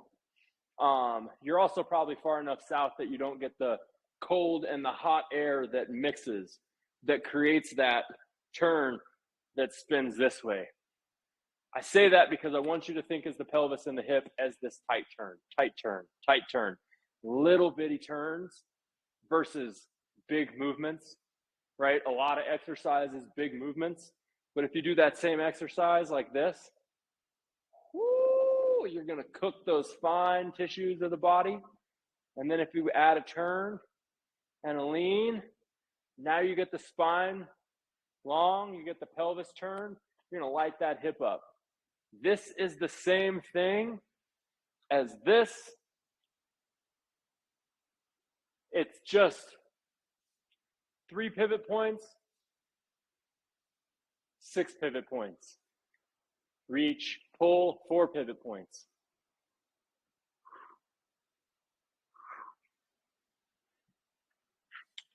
Three pivot points.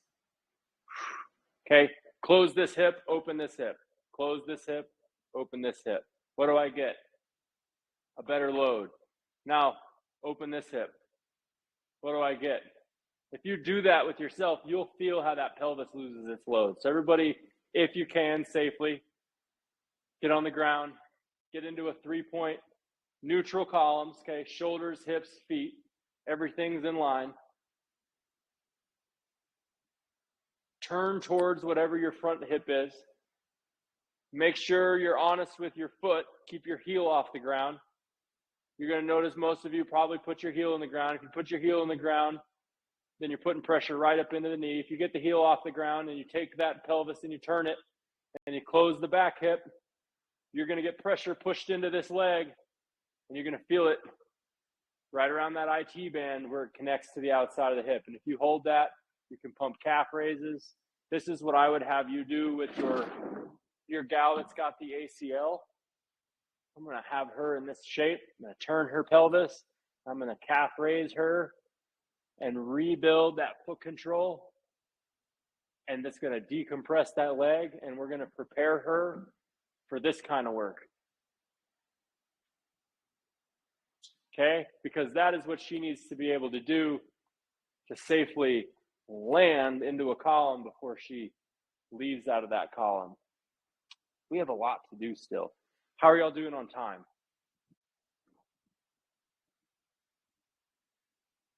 I'm good. This class is just, It's going to great. blow your I mind. think I'm way off script, But that's okay, because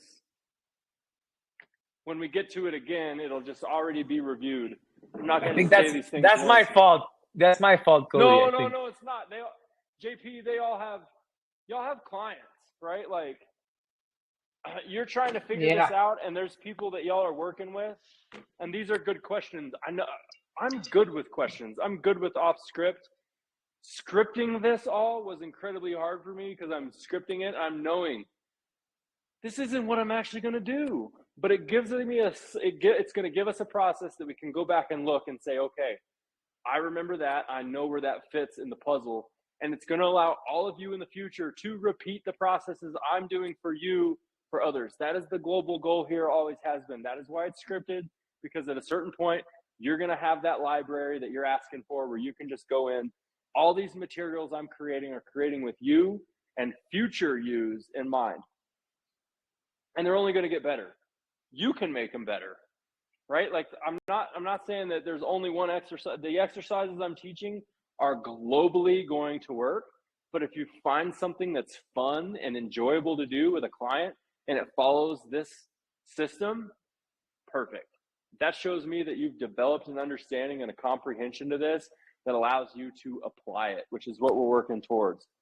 Global comprehension is still what we're after at this moment. 3 examples, 6-point column aligned rockers, okay? And the videos on these are filmed, but it's open, okay? Knees out, neutral, knees under the hips, and closed. If I have somebody that is feet out, toes wide all the time, I don't need to be working this behavior. I need to neutralize that behavior, get them neutral, and even tighten them up and see if I can watch my heels, see my heels outside my body. That is a rocker that is, so it's here, and when you come forward, you separate those feet. A lot of people, when they do this, there's a good one, okay? The outsides of my feet are on the mat. My hands are out front. I'm just going to work it. That's working the hip inside the socket. That would be great for y'all to do. Tailbone, broken tailbone. What happens? Pulling that pressure away right there. Boom. Pulling that pressure away. So I need to narrow things up, because why? A lot of you broken tailbones are out here. So you're going to be able to get here. This is a good exercise to prepare. Okay, great on the back. Neutralize it. It's going to get a little taller, right? Now, when I close those up in a 6-point rocker, I do not need to take my butt all the way back, because we do not squat like this. We squat like this. So the narrowest is just a column. It's closing the hips. Back, forward, find that slot, and work the hips. Heating up the pressure, heating up the pressure, heating up the pressure, okay? Then sit back in that seiza. So that's your 3, what are your 3 alignments? Wide, neutral, narrow, or closed is what I call them, because it is a narrow, but neutral is also narrow for a lot of people, but you're closing the hip. You're closing the hip, opening the hip, closing the hip, opening the hip. 4-point rockers, kneeling squats. I've got somebody with foot problem. I got somebody with a squat problem. I'm going to put them in a 4-point squat. I might give them an overhead anchoring point, a rope to hold on to for balance, to help them on the way up. Because if they're hips in front of the rib cage all day and you put them in this kind of a squat, they're going to struggle keeping it loaded. They may dump all the pressure into their knees versus tops of the feet and knees here. 4 pivot points. Just because they're on the ground, you have to use them. Or they 4 can do pivot it points. standing. Cody, and can holding. I ask a question in terms, maybe we oversee it, but maybe the cue of push your hips back or pull your hips back, what, like, how, for maybe some people can't even pull their hips back, you know, and they think they're doing it, but really their rib cage is still behind their hips, and they think they're pulling their hips back, but really they're not. Is there any better? That's where I put their butt on the wall. You put their butt on the wall. You give them something to feel back there. Put their butt on the wall, okay, and they're going to be like this, and then say, okay, lean forward. And you know what they'll often do? Their butt will come off the wall. So you go, no, put your butt on the wall, okay. And then you lift their heels off the ground, you hold them. So that's the next piece, is a 2-point. So we've done 6 points, we've done 4 points, and now we're doing 2-point. Wall sit. Open the hips, wall sit, good. 2-minute holds. And then close the hips. 2 minutes. Okay? That becomes the squat to hinge flow, which is the first movement mastery exercise where we're flowing. This is the first flow of the program. It's a squat, which is developed from the rocker. You tuck the toes under. Let me show you that. A lot to digest here. Toe tucks. All the toes. Don't lose the pinky toes. Squat, rockers. Squat. Okay, we're in a squat. Now when I take my butt up and back, I'm going to close the hips. Close the hips. Open the hips on the way down. Close the hips on the way up. Squat to hinge flow is a movement mastery. I want to see people get really, really good at that. Because if they can, then now I know that their hips are decompressed and we can start to go side to side, and that's going to get them ready for locomotive work and power work. So squat to hinge flow is today's flow, essentially. All that's pre-filmed. I'll drop it in. I want to go through, before y'all go, even if it's super quick, I want to go through that drive that was sent to me. So I go to my Google Drive. I go to shared. Files. Oh, hold on. Maybe y'all didn't share it to my email. It's just in the chat, isn't it? Yeah. I share it to your chat. To the chat. Jan, I gave you your speaking privileges back. I don't know why it takes those from y'all.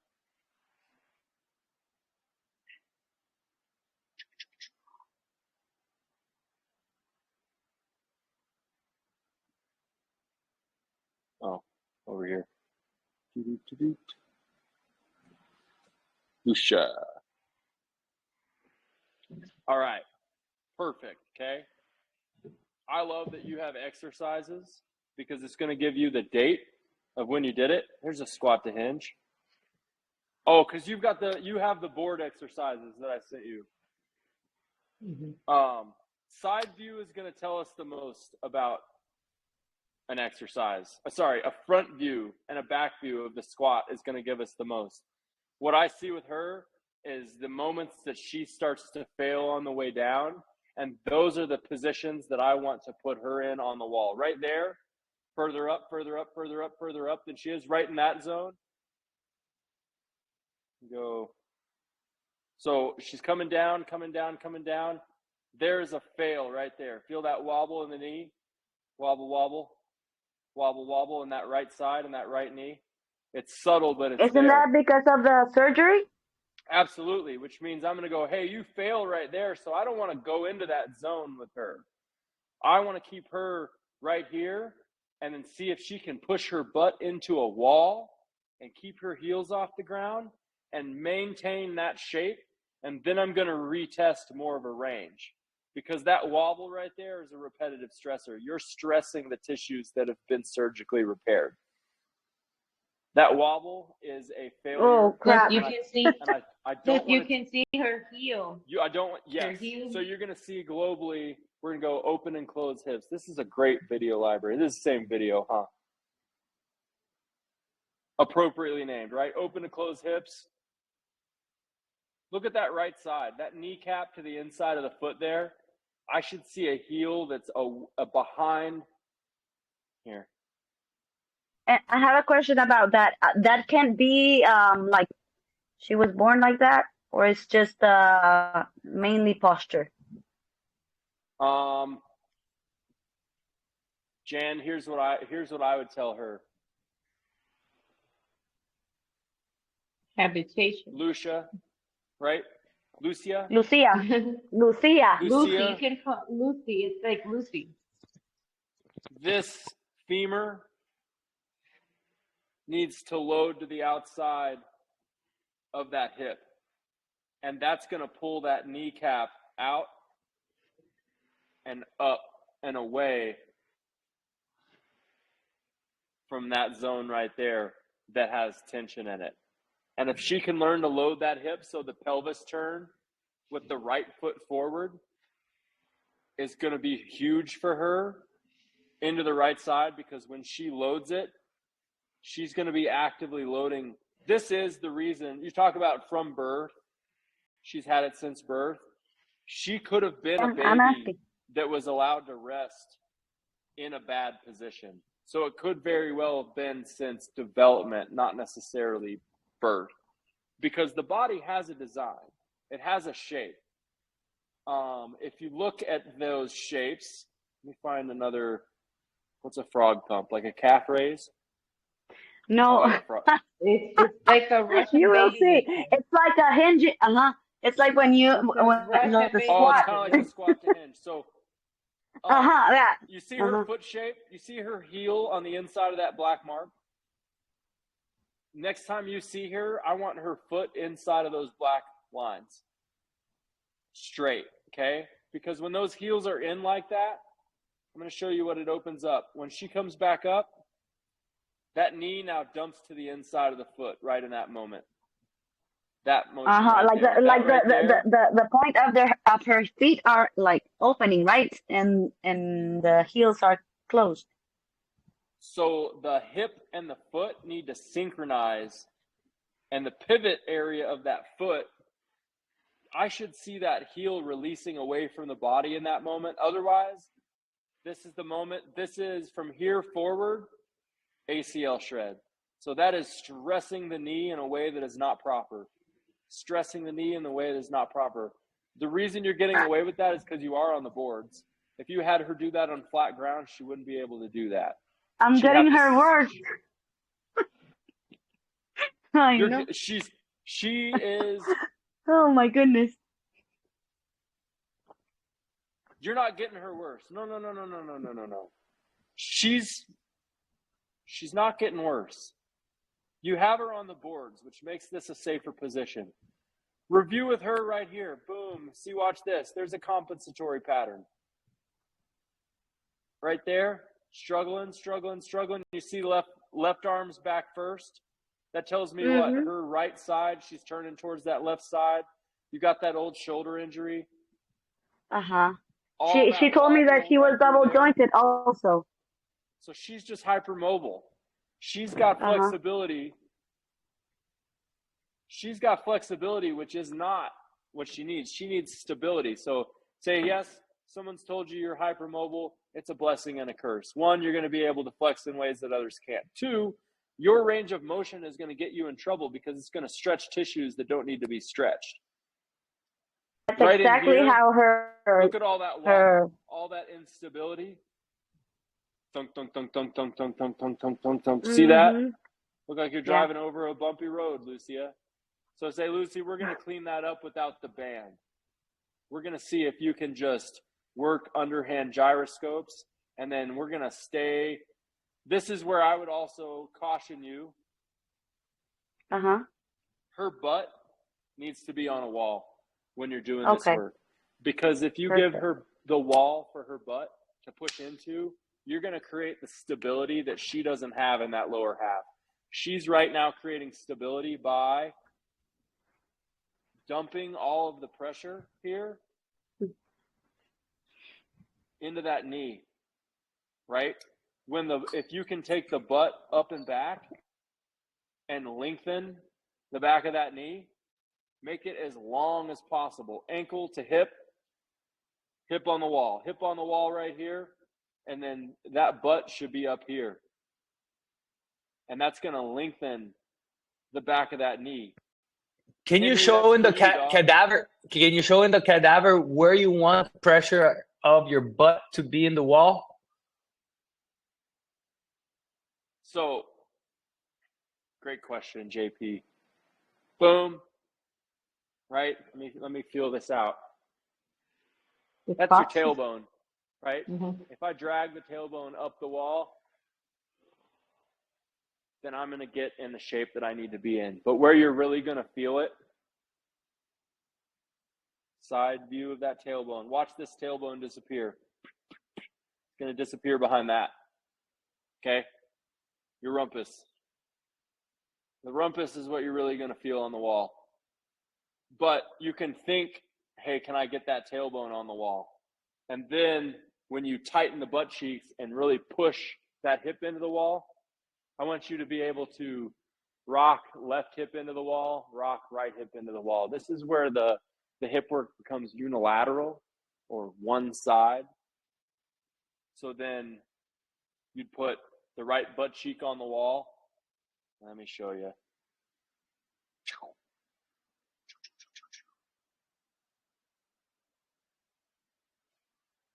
Where'd you go? There I am. Everybody see me?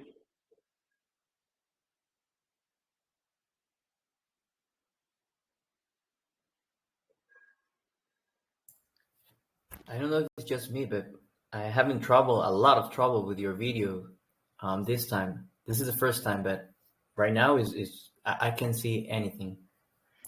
See my hand? Can you log out and then log in, Henry? I can see you. Yeah, I can see you. I can see your hand. I can see your hand. How many fingers am I holding up, Henry? 3, 5, 1. Henry, this is recorded too, so if it's a service problem, you may have to go back and watch, or we can have you text me and we'll set up a time I can get on the call with you and review some of this if needed, as long as you're caught up with all your videos. All right, cool. So you see these boards? We've got lines in the boards. When you look at your floor there, put down tape, find lines, make this easier for you as a coach to go, all right, Lucy, I want your right foot in this box and your left foot in this box. And you're going to set that box up in relation to where her shoulders, hips, and feet should be. She's going to have a tendency of being here, right side. Let's see. She's going to have a tendency of right side being in and caved in. And she's going to just take that same behavior a lot of times. It's even hard for me to show. She's kind of in this shape in that assessment. She's collapsing towards the inside for stability. And then she's really loading that collapsed position. She's loading it for more stability in her squat.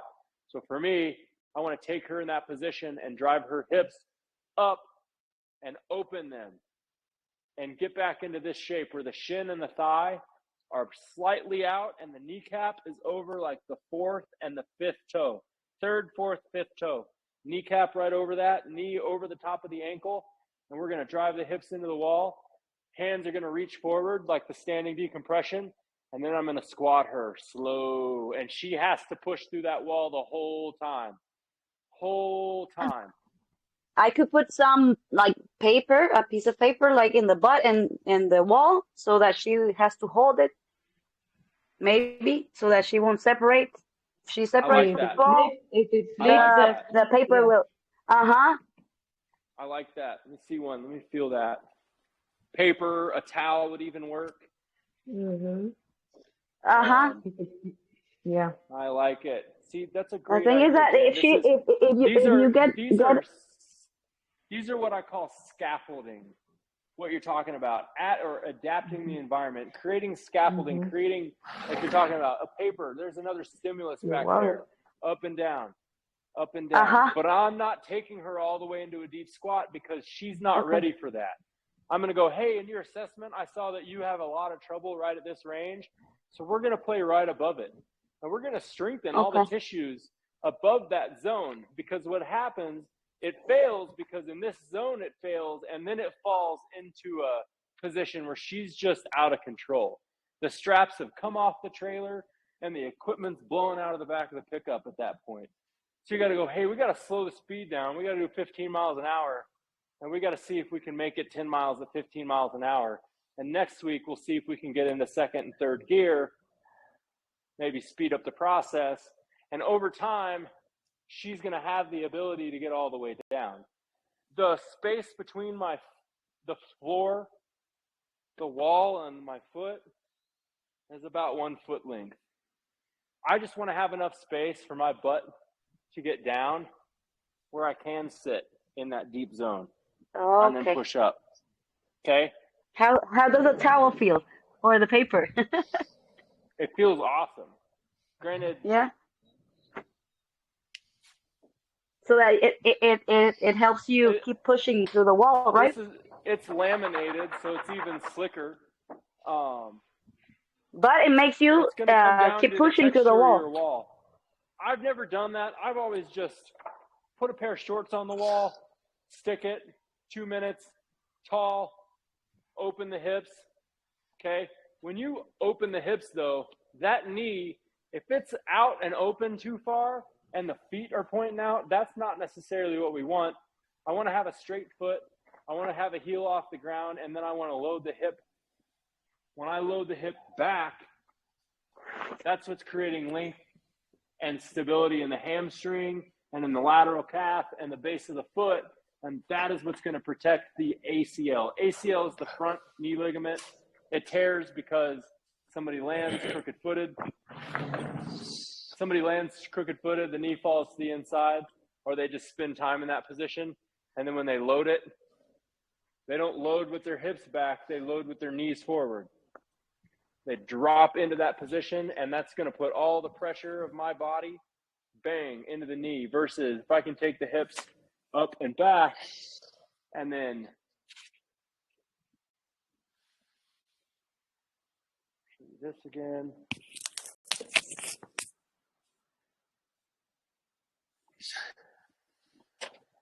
I'm leaning.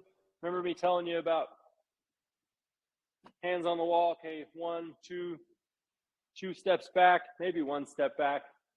Be safe. And I'm going to lean and catch myself. Okay, now I'm going to point the butt back. I'm going to open the hips, close the hips. Open the hips, close the hips. Open the hips, close the hips. My heels, when I open the hips, come towards one another. When I close the hips, my heels go away from one another. That tells me that I'm using the hips and the ankles in sync. And then I'm going to load it, and I'm going to push through the wall.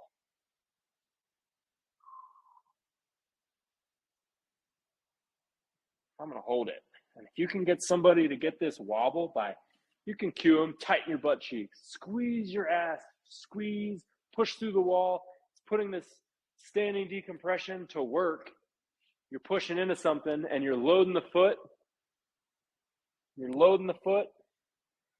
Okay, bilateral becomes pelvis turns, step back, load, and I'm going to go away from her problem side first. I want to see if we're going to work the side that isn't surgically repaired to test.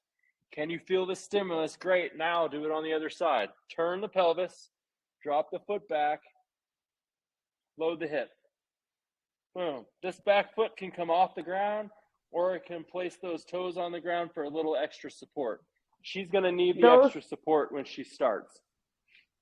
Those exercises when like the hip loading are the most difficult for me to feel or to like practice. So they're very difficult for me to explain them too. The This other is ones, where they're okay for me, strong side of but the foot.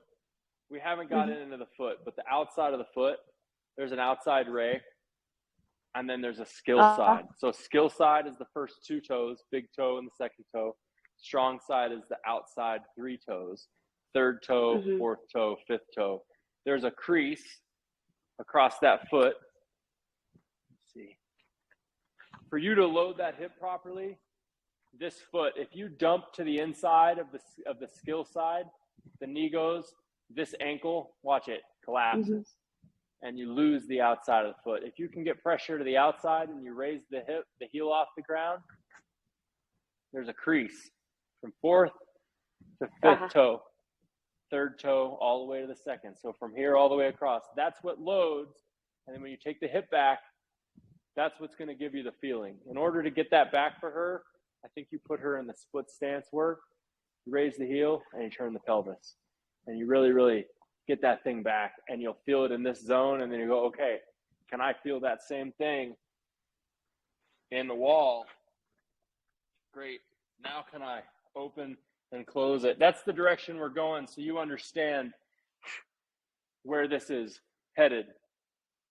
But that's where foot, ankle, we need another 3 hours at least to deliver the foot. Once again, pelvis, I want you to understand side to side today. That's the big piece. Pelvis turns side to side. When you load a hip, the pelvis turns and it loads the hip. And that pelvis turns around that hip socket when you do that, around the hip socket. Versus the other side, the hip socket can work inside of the pelvis now. So if I want to work a hip that's aggravated, I need to get out of it. Sink it back, and work that pelvis, which is where open chain work next week is what I'm working into.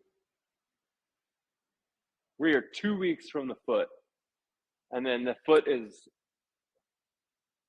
the whole shebang at that point. Then you've got foot, hip, spine, shoulder, and you're going to see, okay, this is how I load. You're going to find, when you say you can't feel it in the hip, I want you to film yourself trying to do that on that wall work this week. Okay. Let's do individual assessments. Jan, that's yours. I want you to film that wall work. Just short, sweet, to the point, what you're doing, how you're trying to do it. And Henry, questions. Are you getting better service? Or are you going to need to go back and watch this again? I'm gonna need to watch some of them. That was better. It's because I have it on full screen. I put it on and it's middle one. It's better, yeah. But I'm gonna watch it again, and I'm gonna watch again the video. I have a client with a sciatica problem, and so this is gonna be perfect. He's gonna be the one that you're gonna want to film him. Did everybody get a copy of that assessment? The assessment tutorial. It's in the chat. Yes. Yes, in the chat. You send it in the chat. That Henry, that's going to be your assignment this week. I want you to film him. One video, all of those movements: static stance, squat, toe touch, and then teach him the supine decompression and then the standing decompression, and see if he notices a difference in his symptoms or not. And when you're doing that, just communicate with me in the chat. Perfect. Don't forget for it to be a front view. Front view, back view. Let me see. Different videos, right? Not rotating. You hold the camera in the not same a 360. Not a 360 video like I did. Not a Jen's not a 360. She took like a real estate video, like, hey, this is the space, check it out. You gotta picture that, like, real classy music. Boom, boom, boom, boom, boom. Like you find at a club. Así no.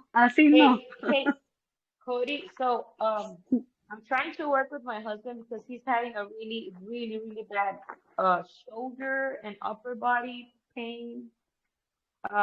Shoulder pain. He's a tennis player right now. So what videos can I do to assess?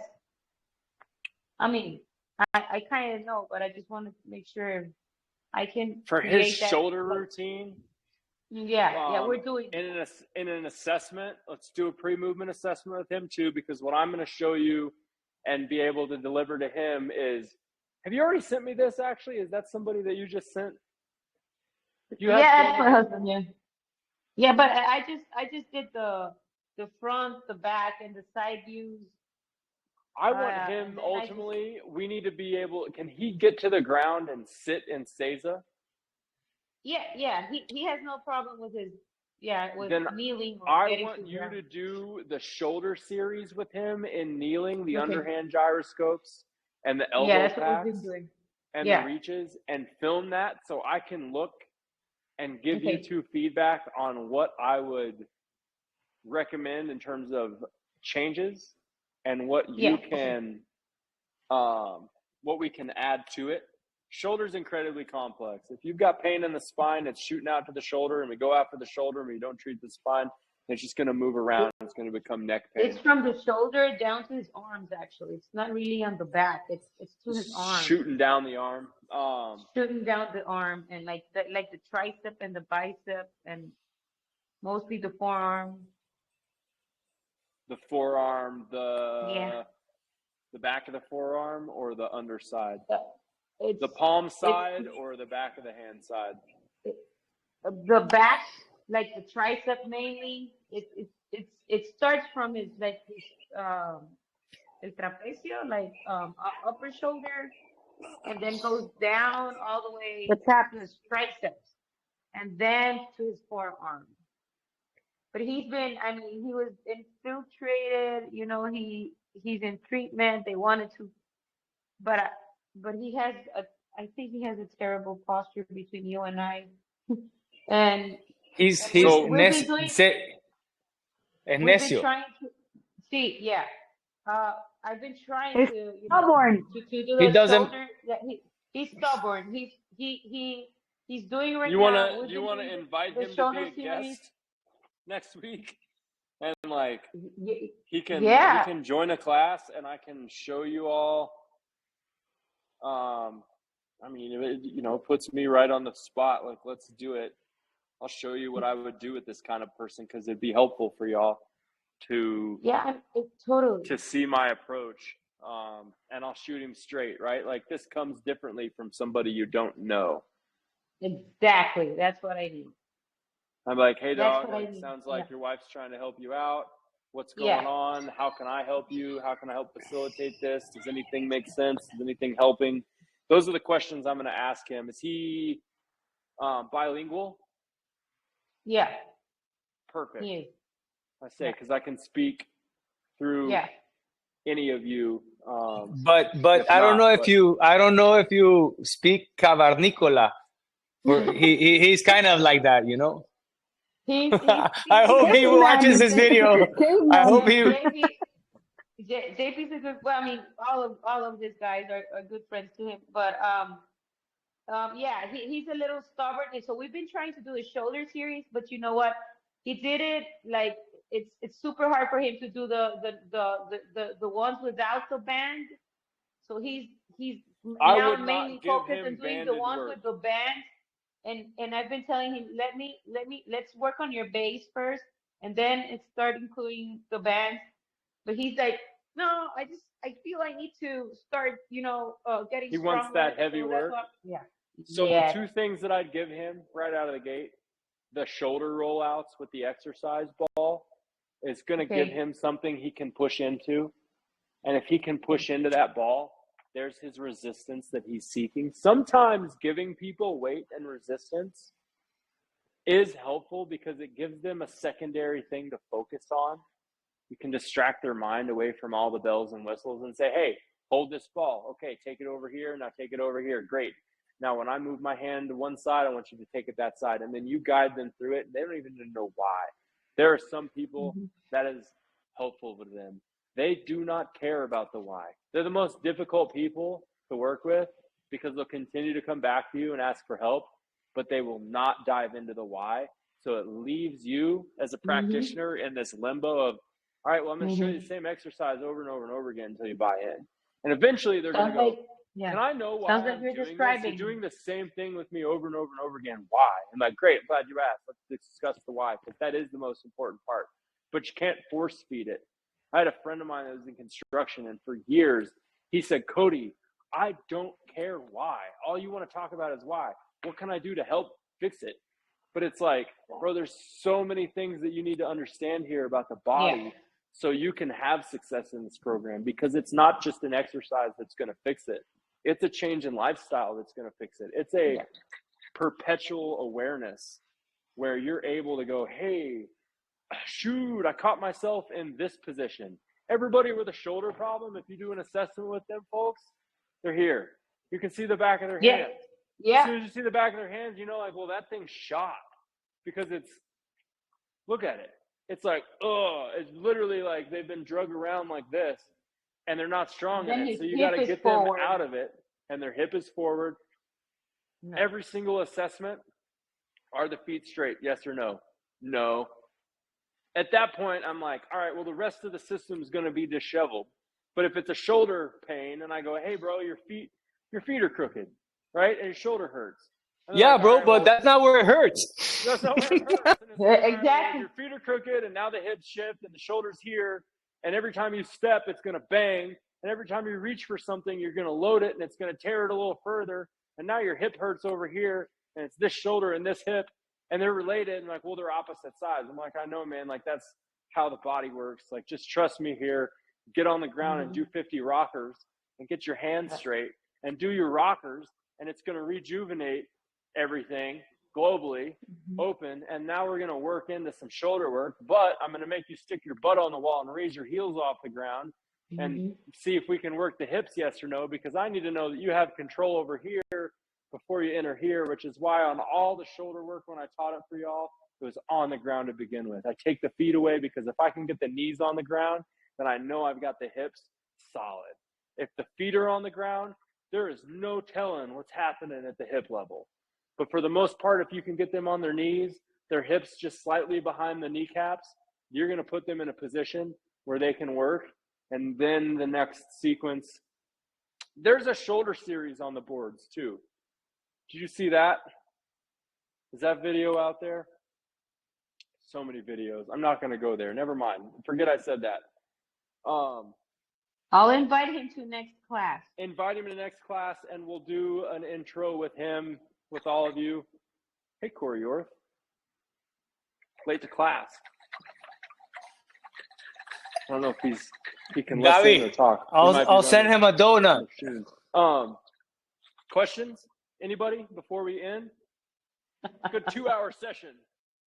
I appreciate all of you for spending time going through those videos, man. There's so much great content, and I do not expect all of you to go, yeah, I got it on the first try. If there's something you have questions about so far, you've all been open about that. If I confuse you, please let me know, because I can restate it a different way, or I may have switched my terms backwards. It happens. Open, close the hip is the most simple way to discuss it. Open the hip, open, close. Okay. Now, if I land with a closed hip, that's pre-cornered or closed. That can be collapsed. That can also be, I'm going to get out of it real quick because it's a change of direction. That's where it's not all static in the grand scheme of things. So I'm purposely trying to confuse you here and let you know that this is confusing. It's a lot, but the simplicity of it is what I want you to take away from this. And the applicability, the ability to apply this, just made up a word, the ability to apply this in your practices is what takes this to the next level for all of you. You're going to be able to adapt exercises. You're going to say, hey, you know what? I've been doing bench press, and now I realize I don't have to. I just have to do, instead of 20 bench presses, I need to do 20 on this side and 20 on this side, and I'm going to work the same groups of muscles and get bonus out of the others. And then if I've got a weightlifting meet that I need to go bench press at, guess what? Your numbers are going to go up. because you've been working the same muscles, but more appropriately. So when you go back to one of these static, old school exercises, I'm saying this like if you have somebody that's a weightlifter, you don't bench press in CrossFit. What do? Power Yeah, we do. clean. Yeah, we do. You, No, no, do no. yeah, bench We but press no, in bench. you CrossFit. Yes. press, you press upward, over. So it's like, you don't need to train that, right? When you go compete, I really mean that. Now, if you lose terribly, if you drop way down the leaderboard and say, Cody, that didn't work, I'm like, all right, let's tie this in a little better. We need to increase the volume. But for the most part, you can replace these static linear exercises with something else. Pulls, just not pull from the ground. It's pulls from here. It's lay on your belly on the exercise ball and do the opening work, do the shoulder banded work, do a 3-pound weight in your hand, lay on your tummy, do prone work, and row it. Get down on the ground and row that sucker. Row it, row it. You're going to improve this move by doing things that ingrain the human body's design. See this S curve? So you got foot, this bow, and then you got this bow. 2 of them.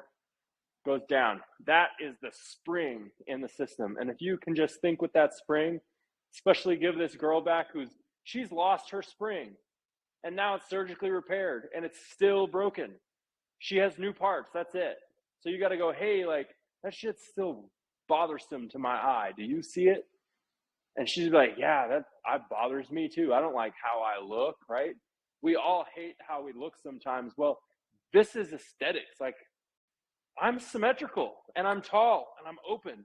And when I look down the bridge of my nose, it's confidence. And when my heels come up off the ground, I'm ready to go. And if you can ingrain all that work and coordinate it, that's difficult for some. People get rigid. People are like, am I doing this right? I'm like, well, no, I not see really, myself because there. I've tried. you're learning. You're learning. You're in a flow state I feel today. like a duck. Relax. Close your eyes and be like, where am I holding all this tension and how can I get it out of the body? And really don't care about how you look at it. I've sent some videos to JP and he was like, and not like a stiff stick. Don't do it like a stiff stick. Palo tieso. That's the way he called me. This And I is thought I why was doing the introduce best. the assessment first too. And clearly I did not mitigate the problem I was trying to mitigate, which is I have so many people that are like this. I'm like, man, what part did I say? Rigid like the Tin Man. Flow state, relax. The decompression work though, this static work, well, if you just did this every day for the rest of the life, you know what you're going to look like? That spine's going to be stiff. It's not going to undulate again. So that's where this pelvis work really starts to undulate the spine and gives you the ability to get from column to column. So all the way around. That's what the videos I just hit, they're all 2 to 6 minutes long. So tomorrow or later this afternoon, go through them a couple times a day this week and just watch them and try to follow that flow. I think you're going to get more of this flow state back. Because you only have the shoulders and you have the spine at this point, and now you're like, what do I do with my lower body? If your hips are any bit forward, even if they're just like stuck. I've had people that show up to class and like everything they do is here. I'm like, man, you got to stand up taller. Like you look like you need a walker. It's not like you don't just have to live here. It's a slight change. This is like a full sprint. Like if I'm coming to get you, that's this position. If I'm at church, I don't need to be in this position. I need to be here. I need to be at rest. I'm talking in the shop. Hey guys, how you doing? Like just be relaxed and notice like I can show you my palms. I can bring the elbows close to the body. And that's a big giant change for the shoulder that opens up this zone. If my head's forward and I'm doing that, well, I'm not going to get the same effects. But if I get that head tall and I look down the bridge of the nose, there's a little shoulder review. Go a little warm up. Now can I tie it in, make it a walk? Boom, boom. Down the bridge of the nose. It's going to tie everything in. If there's a compression in the system, everything's going to feel rigid. So if you're having trouble with it, it's because you're having trouble. Accept it. Work through it. Keep trying. Go through it. You're in week 6, week 7. You're doing awesome. You're watching the film. You're doing the work. You're going to come out with an expanded knowledge and ability to do this properly. It's not an overnight fix for anybody. And you should be transparent with folks when you're working with them. Are you ready to commit to this? Because if we do it 2 weeks and you leave me, I'm going to be incredibly frustrated. I'm going to feel like it was a waste of my time. And when you call me back next year with the injury that I told you was going to happen, it's double the money because I told you not to do that. And you have that conversation with people up front, you're in good business because then you're honest with them. And you're saying, hey, like, like work with me here. Be patient, be diligent too. And also give me feedback. And all of you have done that. So continue to do so. Hope we have a great. Just one question. Just Yep. the last one. It's not that I want this course by any means to finish. I just want to know, just to have it in my mind, how long is it? Is it like how many weeks? So the way I have this set up, this week, hip and pelvis. Next week's week 2. Then there's week 3. And then we're doing knee for 3 weeks. And then we're doing feet for 3 weeks. So you have 3, 6, 8 more weeks of this. You're in the final 9 weeks. You're basically done with the intro. Hey, prepare to be confused. And now it's like, all right, let me tie everything in together. And this is going to be the lower half. But while I'm saying knee, hip, 3 weeks each, the next 9 weeks, we're going to be doing assessment work. We're going to be doing application work. But I'm going to be following right here. Week 1, balanced hip and pelvis, range of motion versus range control. Range of motion, I went over that. She can get to depth, but she doesn't have control. So we have to do what? Focus on control, which means move in a range of motion that you can demonstrate control. Your center of gravity and mass discussed in the videos, that is your organs. That is your pelvis. That is your center of gravity. That has to move. Your center of mass has to be over your base of support at all times. Your center of mass can move around in the body and can actually exit the body. That is kind of a, here. So your center of mass and your center of gravity can change. Your base of support, what's my base of support? 2 feet. If I put my hands and my knees on the ground, my base of support is longer and wider. If you're here, it's a bigger base of support. Where's my center of gravity? Right here, okay? Now, if I'm running and my hips are forward, is that the most efficient way to move my center of mass? Or my center of mass is actually like right here because boom, it's dumping. Versus if I can get, that hurt my back, honestly. No more questions for That center, you're funny. No more questions, Cody. You're gonna get on a tangent. Center of mass, center of gravity. If you want to move it forward, it actually. something's wrong with the video, so I don't know. Oh, check 1, 2. Check 1, 2. I can see you. I think you're doing. Yeah, I think you maybe she was having problems, but you were doing great there. These videos and these points that I want to make are because I know that it is necessary for these points to build up so you understand all of this. We've already done split stance, pelvis turns, some of the spinal engine. The week 2 stuff next week, we're going to be reviewing it.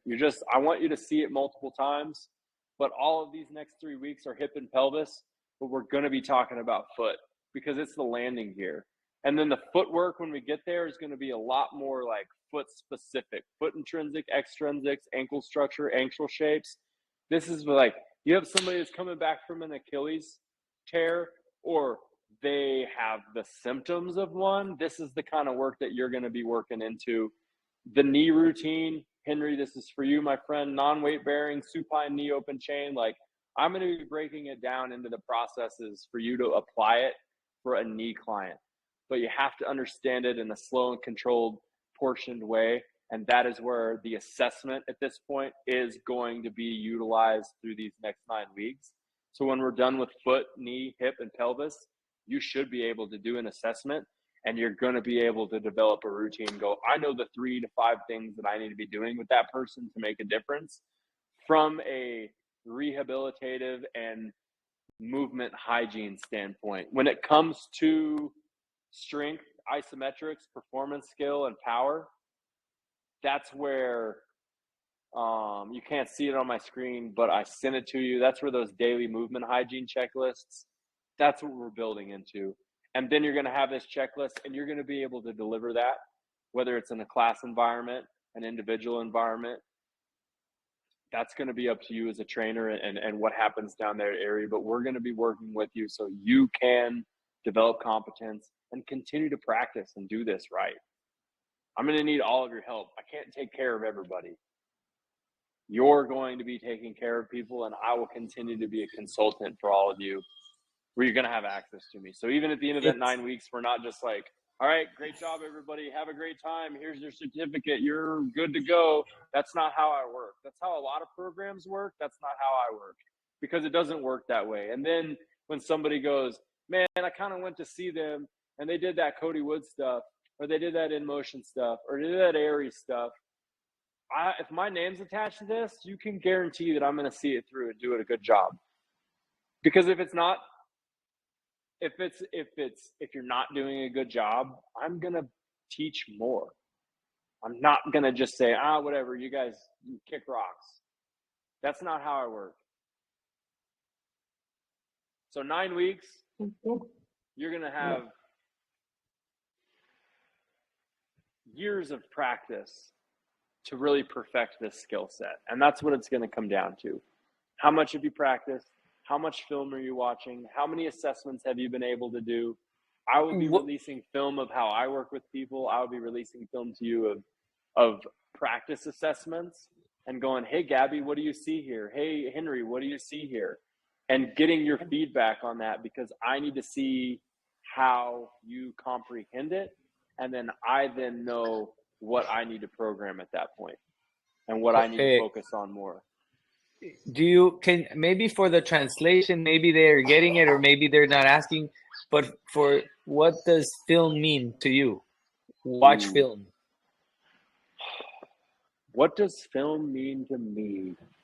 It can mean a lot. Like what? No, like watch film. Like you always say, keep watching film. Like practice, watch film. Like what When film of clients' assessments or film of great film, performers?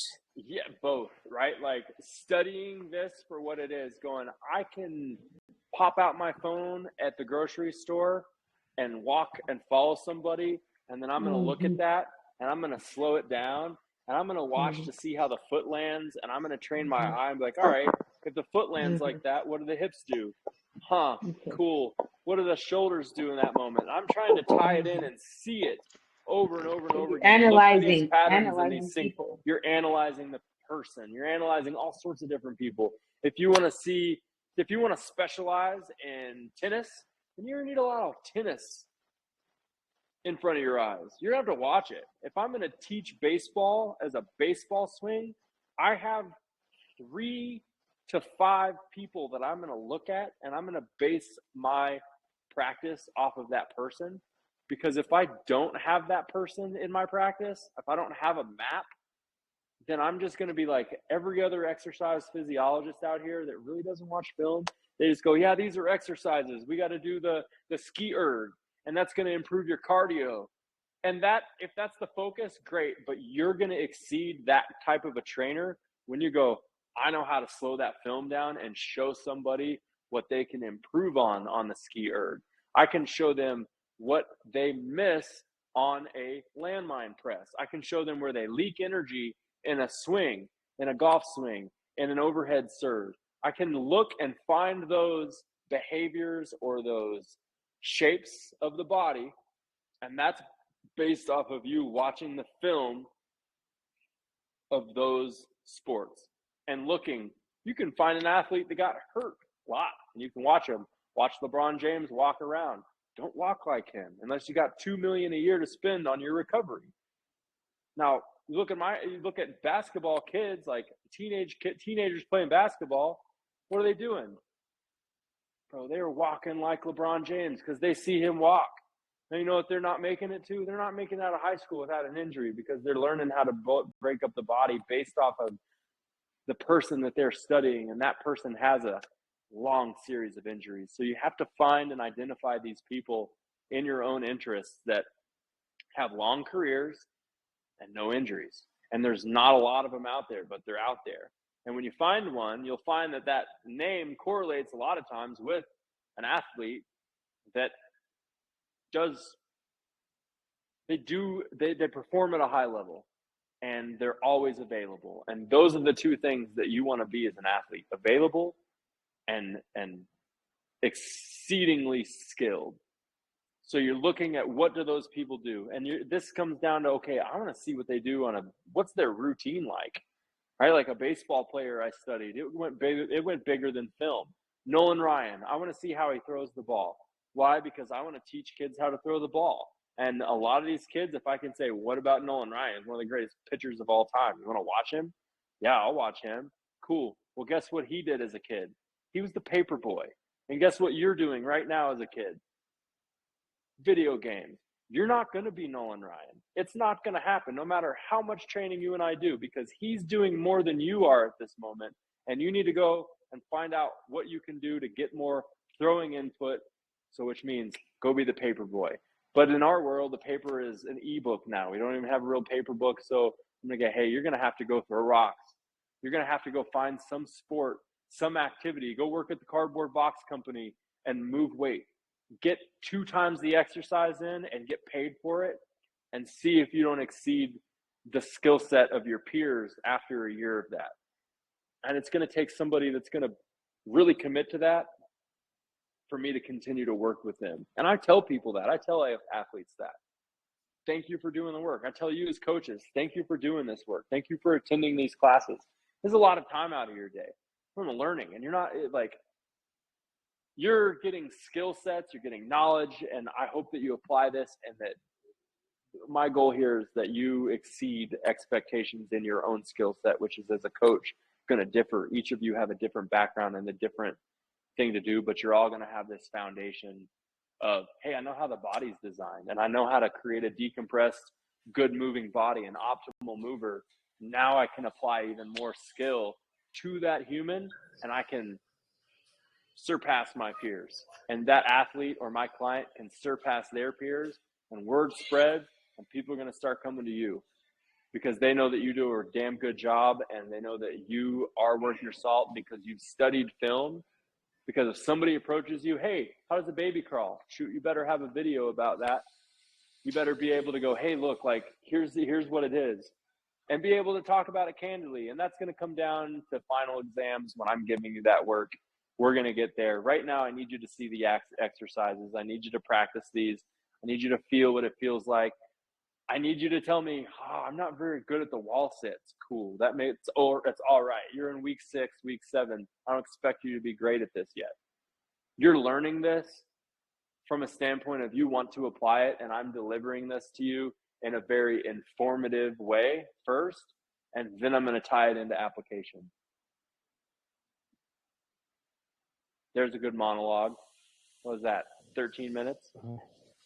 No, it was great.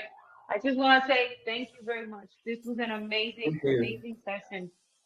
I feel They're very only going to get fortunate better. That's my hope, right? Like, I really held the throttle back at the beginning, because if I do the first session like this, everybody goes, what? I don't understand what Cody's saying. But now you understand what I'm saying. You understand the spine. You understand the shoulders. We're getting in the hips, knees, feet. It's all going to tie in. Then you're going to see that S curve. See the S curve. S curve. If you can see that S curve in public, you're going to go, hey, that kid's pretty good. And then you're going to see the other side that maybe they don't get into. They just hang out on one side. Like, man, if I was training them, I'd double down on that other side and see what's going on over there and watch their improvement skyrocket. We hold a very high responsibility for knowing this information, for learning from you, Cody. And I believe in what we are creating is more than and bigger than us. And it starts by doing and investing this time. We're all of us are with our mouth open. I believe in my case, I am more than proud to be able to be in this moment right now. So I just want you to know. Praying hands emoji. Me too. Thank Henry, you, Cody. let me know if you have trouble with any of the film if you go back and watch it. Yeah, I'll go back get and on- watch. I'll go back get and on watch. the- Thank you. I'll It get on was the very horn good review. class. The YouTubes that I dropped in today, those are the same concepts that I kind of gave a quick overview at the end there and reviewed. But yeah, if you got questions, hit the chat, and I'll see y'all next Tuesday. Thanks. See you, Cody. Thank you.